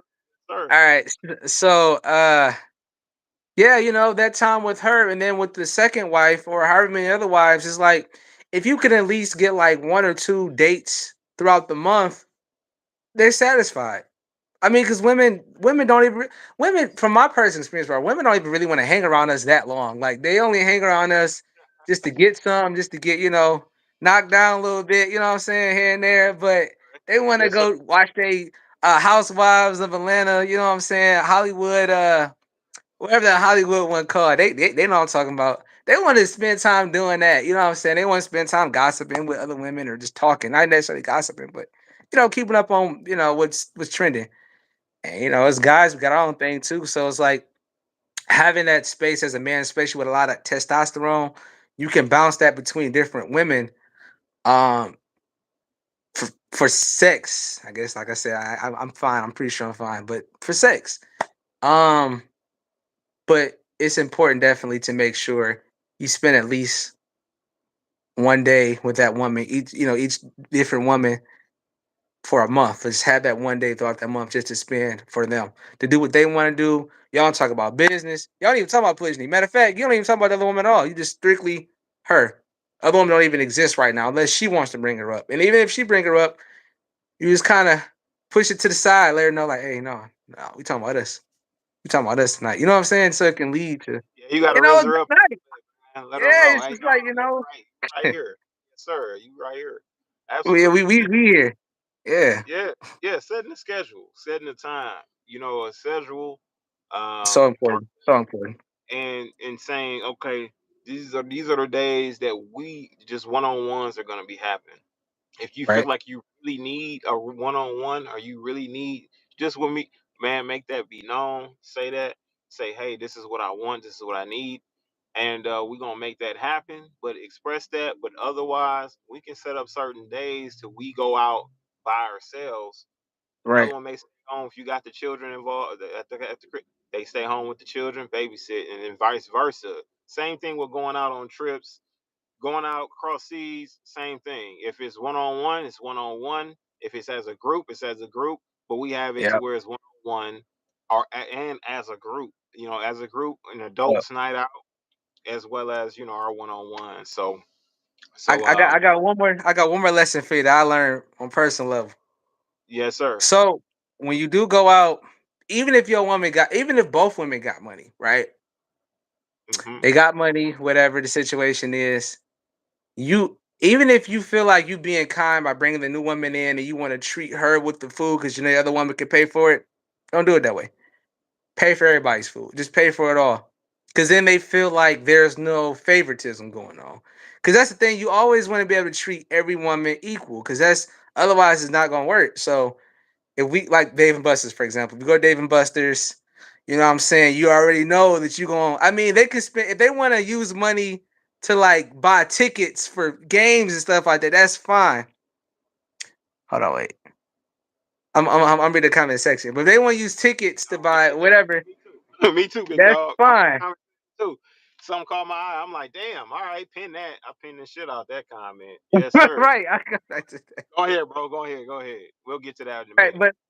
but from my personal experience, yeah, like I was saying, yeah, if they want to buy games or whatever, if they want to like, do whatever because if they got the money, want to do something with it, that's fine. But when it comes to eating, I think this is more so of a eating has always been one of those things where it's like a sacrifice. You know what I'm saying? Like if a woman cooked for me and I told my wife, she might look at the other woman like there's more to this. You don't just cook for people. You know what I'm saying? So food is one of those things.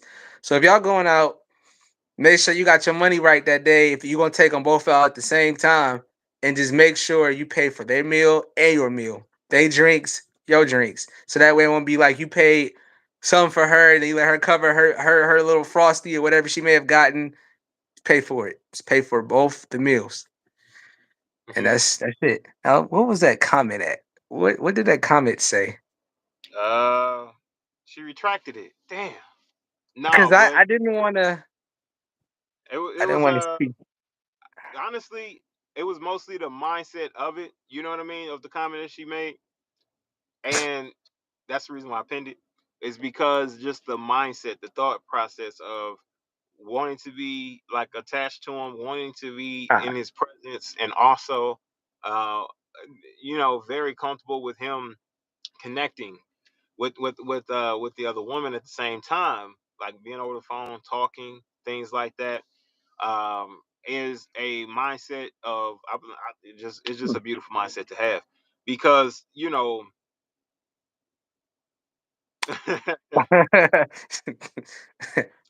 no, no, you good. I pinned it. I pinned the comments. So no, you're not being hacked. You good. I pinned it up there.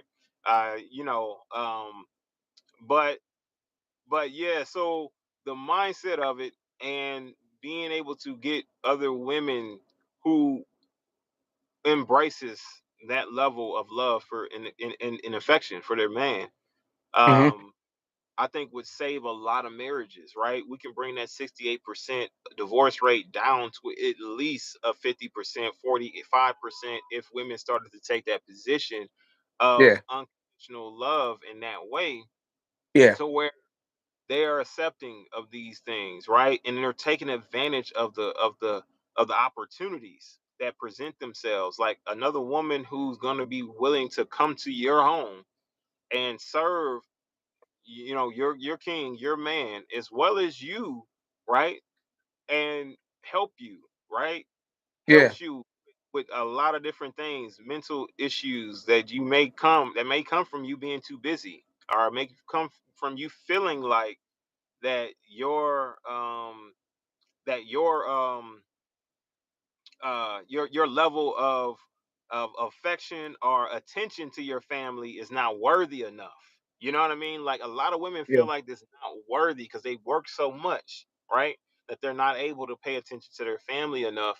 So some women feel depressed about that sometimes, or feel like they're not fulfilling what they're supposed to. And then you have the women who are completely career driven, who have no children, who feel like their biological clock is ticking. You know what I mean? Like yeah. there's so many different benefits from it. Let's say you're an older woman, like who can't necessarily. Let's not say older woman. Let's say that you're a Okay. woman who found out you can't bear children.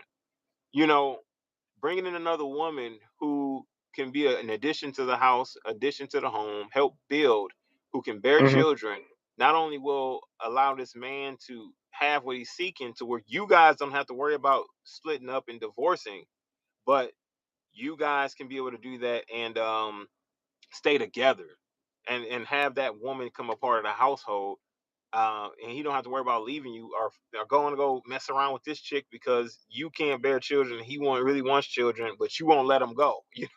Like, let's fix these issues. You know what I'm saying? Let's fix these problems, and it's gonna take women having to step into a level of maturity and saying, you know what, a man is designed to take on more than just one woman. He's designed to impregnate multiple women. He's designed to to have them, and if he has the temperament and he has the personality to be able to handle it, then why should I hold him back, especially if he's honest about it? I So have I have I have a good point that hmm now now this is another controversial thing, but first I want to say for me, Jay, let me see, I said negative, I would be under his arms. Is that more so of a, if you don't mind me asking, is it more so of like a fetish part? Because she said while he's on the phone with the other one. Like, said do you that want him to be on the phone with the other one while you're doing that?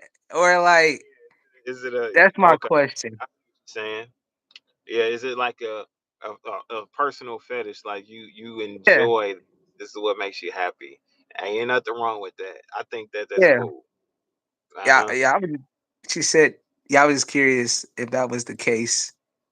hmm Yeah, because I mean, my wife, she the same. Like, my wife loved that. She's touchy feely. She likes to be under my arms a lot too. Like I said, especially now since she's pregnant, right? hmm And right before, well, I wouldn't say right before she got pregnant, but after the whole sister wife thing, like learning about that, she was, like I said, touchy feely. Then we had a point where she wasn't. Now she is. Um, You gonna have to pick a side, honey. You gonna have to pick. right. Yeah, pick a side. Hey, we in it or we ain't. I get it. I get it, man. Women can be it's all about their moods, and their moods is just, and then like I Yeah, said, personality, right? So yeah, it's that's sweet. true. It's true. It do switch up a little bit, but I'll be quick. I'm the type of guy. I'm quick to regulate that because you know what? You ain't finna be having me going through menopause up in this bitch. You know what I'm saying? Ain't going through no menopause. We ain't hot and cold. You know what I'm saying? Like, look, we Oh need to shoot. or we need to be cold. It's either one or the other. We ain't got no lukewarm going on. Listen, nah, I ain't trying to go through all the menopause and And I'm changes of. telling you. So, like, look, no, it's either this or that. You choose one, but you can't have both. Yeah, Choose one. I still love you though. I still rock with exactly. you. You still my Exactly. nigga. You still my dog. You know what I'm saying? Hey, we tight. We tight. Yeah, yeah, we there. And as long as you not the only way that I don't like it when women, if they're intrusive to space, is if I'm on my shit. If I'm focused on work, don't bother me. You know what I'm saying? The most that you need to be doing while I'm in there grinding, taking care of business, is bringing a plate of food. That's permitted, Right. always, and give me a kiss. Give me a quick little kiss and a plate of food. Smack on that. Send you on your way. There you go. You know Right. what I'm saying? I good Right. game you real quick game, baby. Yeah, yeah. Appreciate you. On your Right. way. But I got shit to do. You can't be bothering me. I got shit to do. You know what I mean? But I get irritated when that go down. So that's just me. You feel me? Like, No, no. I feel you. I do feel you on that. I feel you on that. It's like you, the times you pick. Sometimes, come on, we gotta pick. It's all about timing. It's all about time. Right. That's one thing too. I noticed. This is my personal experience too. Sometimes women don't know the timing, and that's something that I feel like in a relationship where, like, it's like that's one thing that kind of it could always be worked on is timing. Like when like you said, Right. you in the zone. And I don't know about you, but women, the women I've talked to before in general, like they like nipple and the tap. They want to tap you on your booty. It's like, hey, hold on, wait, whoa, whoa, whoa. Like let me let me hold Down. on. Wait, pause. No, no Diddy. You know what I'm No, saying? right, Hold on. right, right. Yeah, yeah. Yeah. Slow down a little bit. Yeah. Yeah, you know, I'm just being honest though. You feel me though? Because that's really how it be. Like women got that, but BJ definitely said that's not the fetish. She just aimed to please. So yeah, that's good. yeah, That's good. definitely. Man, listen, whoever your man is, BJ, listen, shout out to the bro. You know what I mean?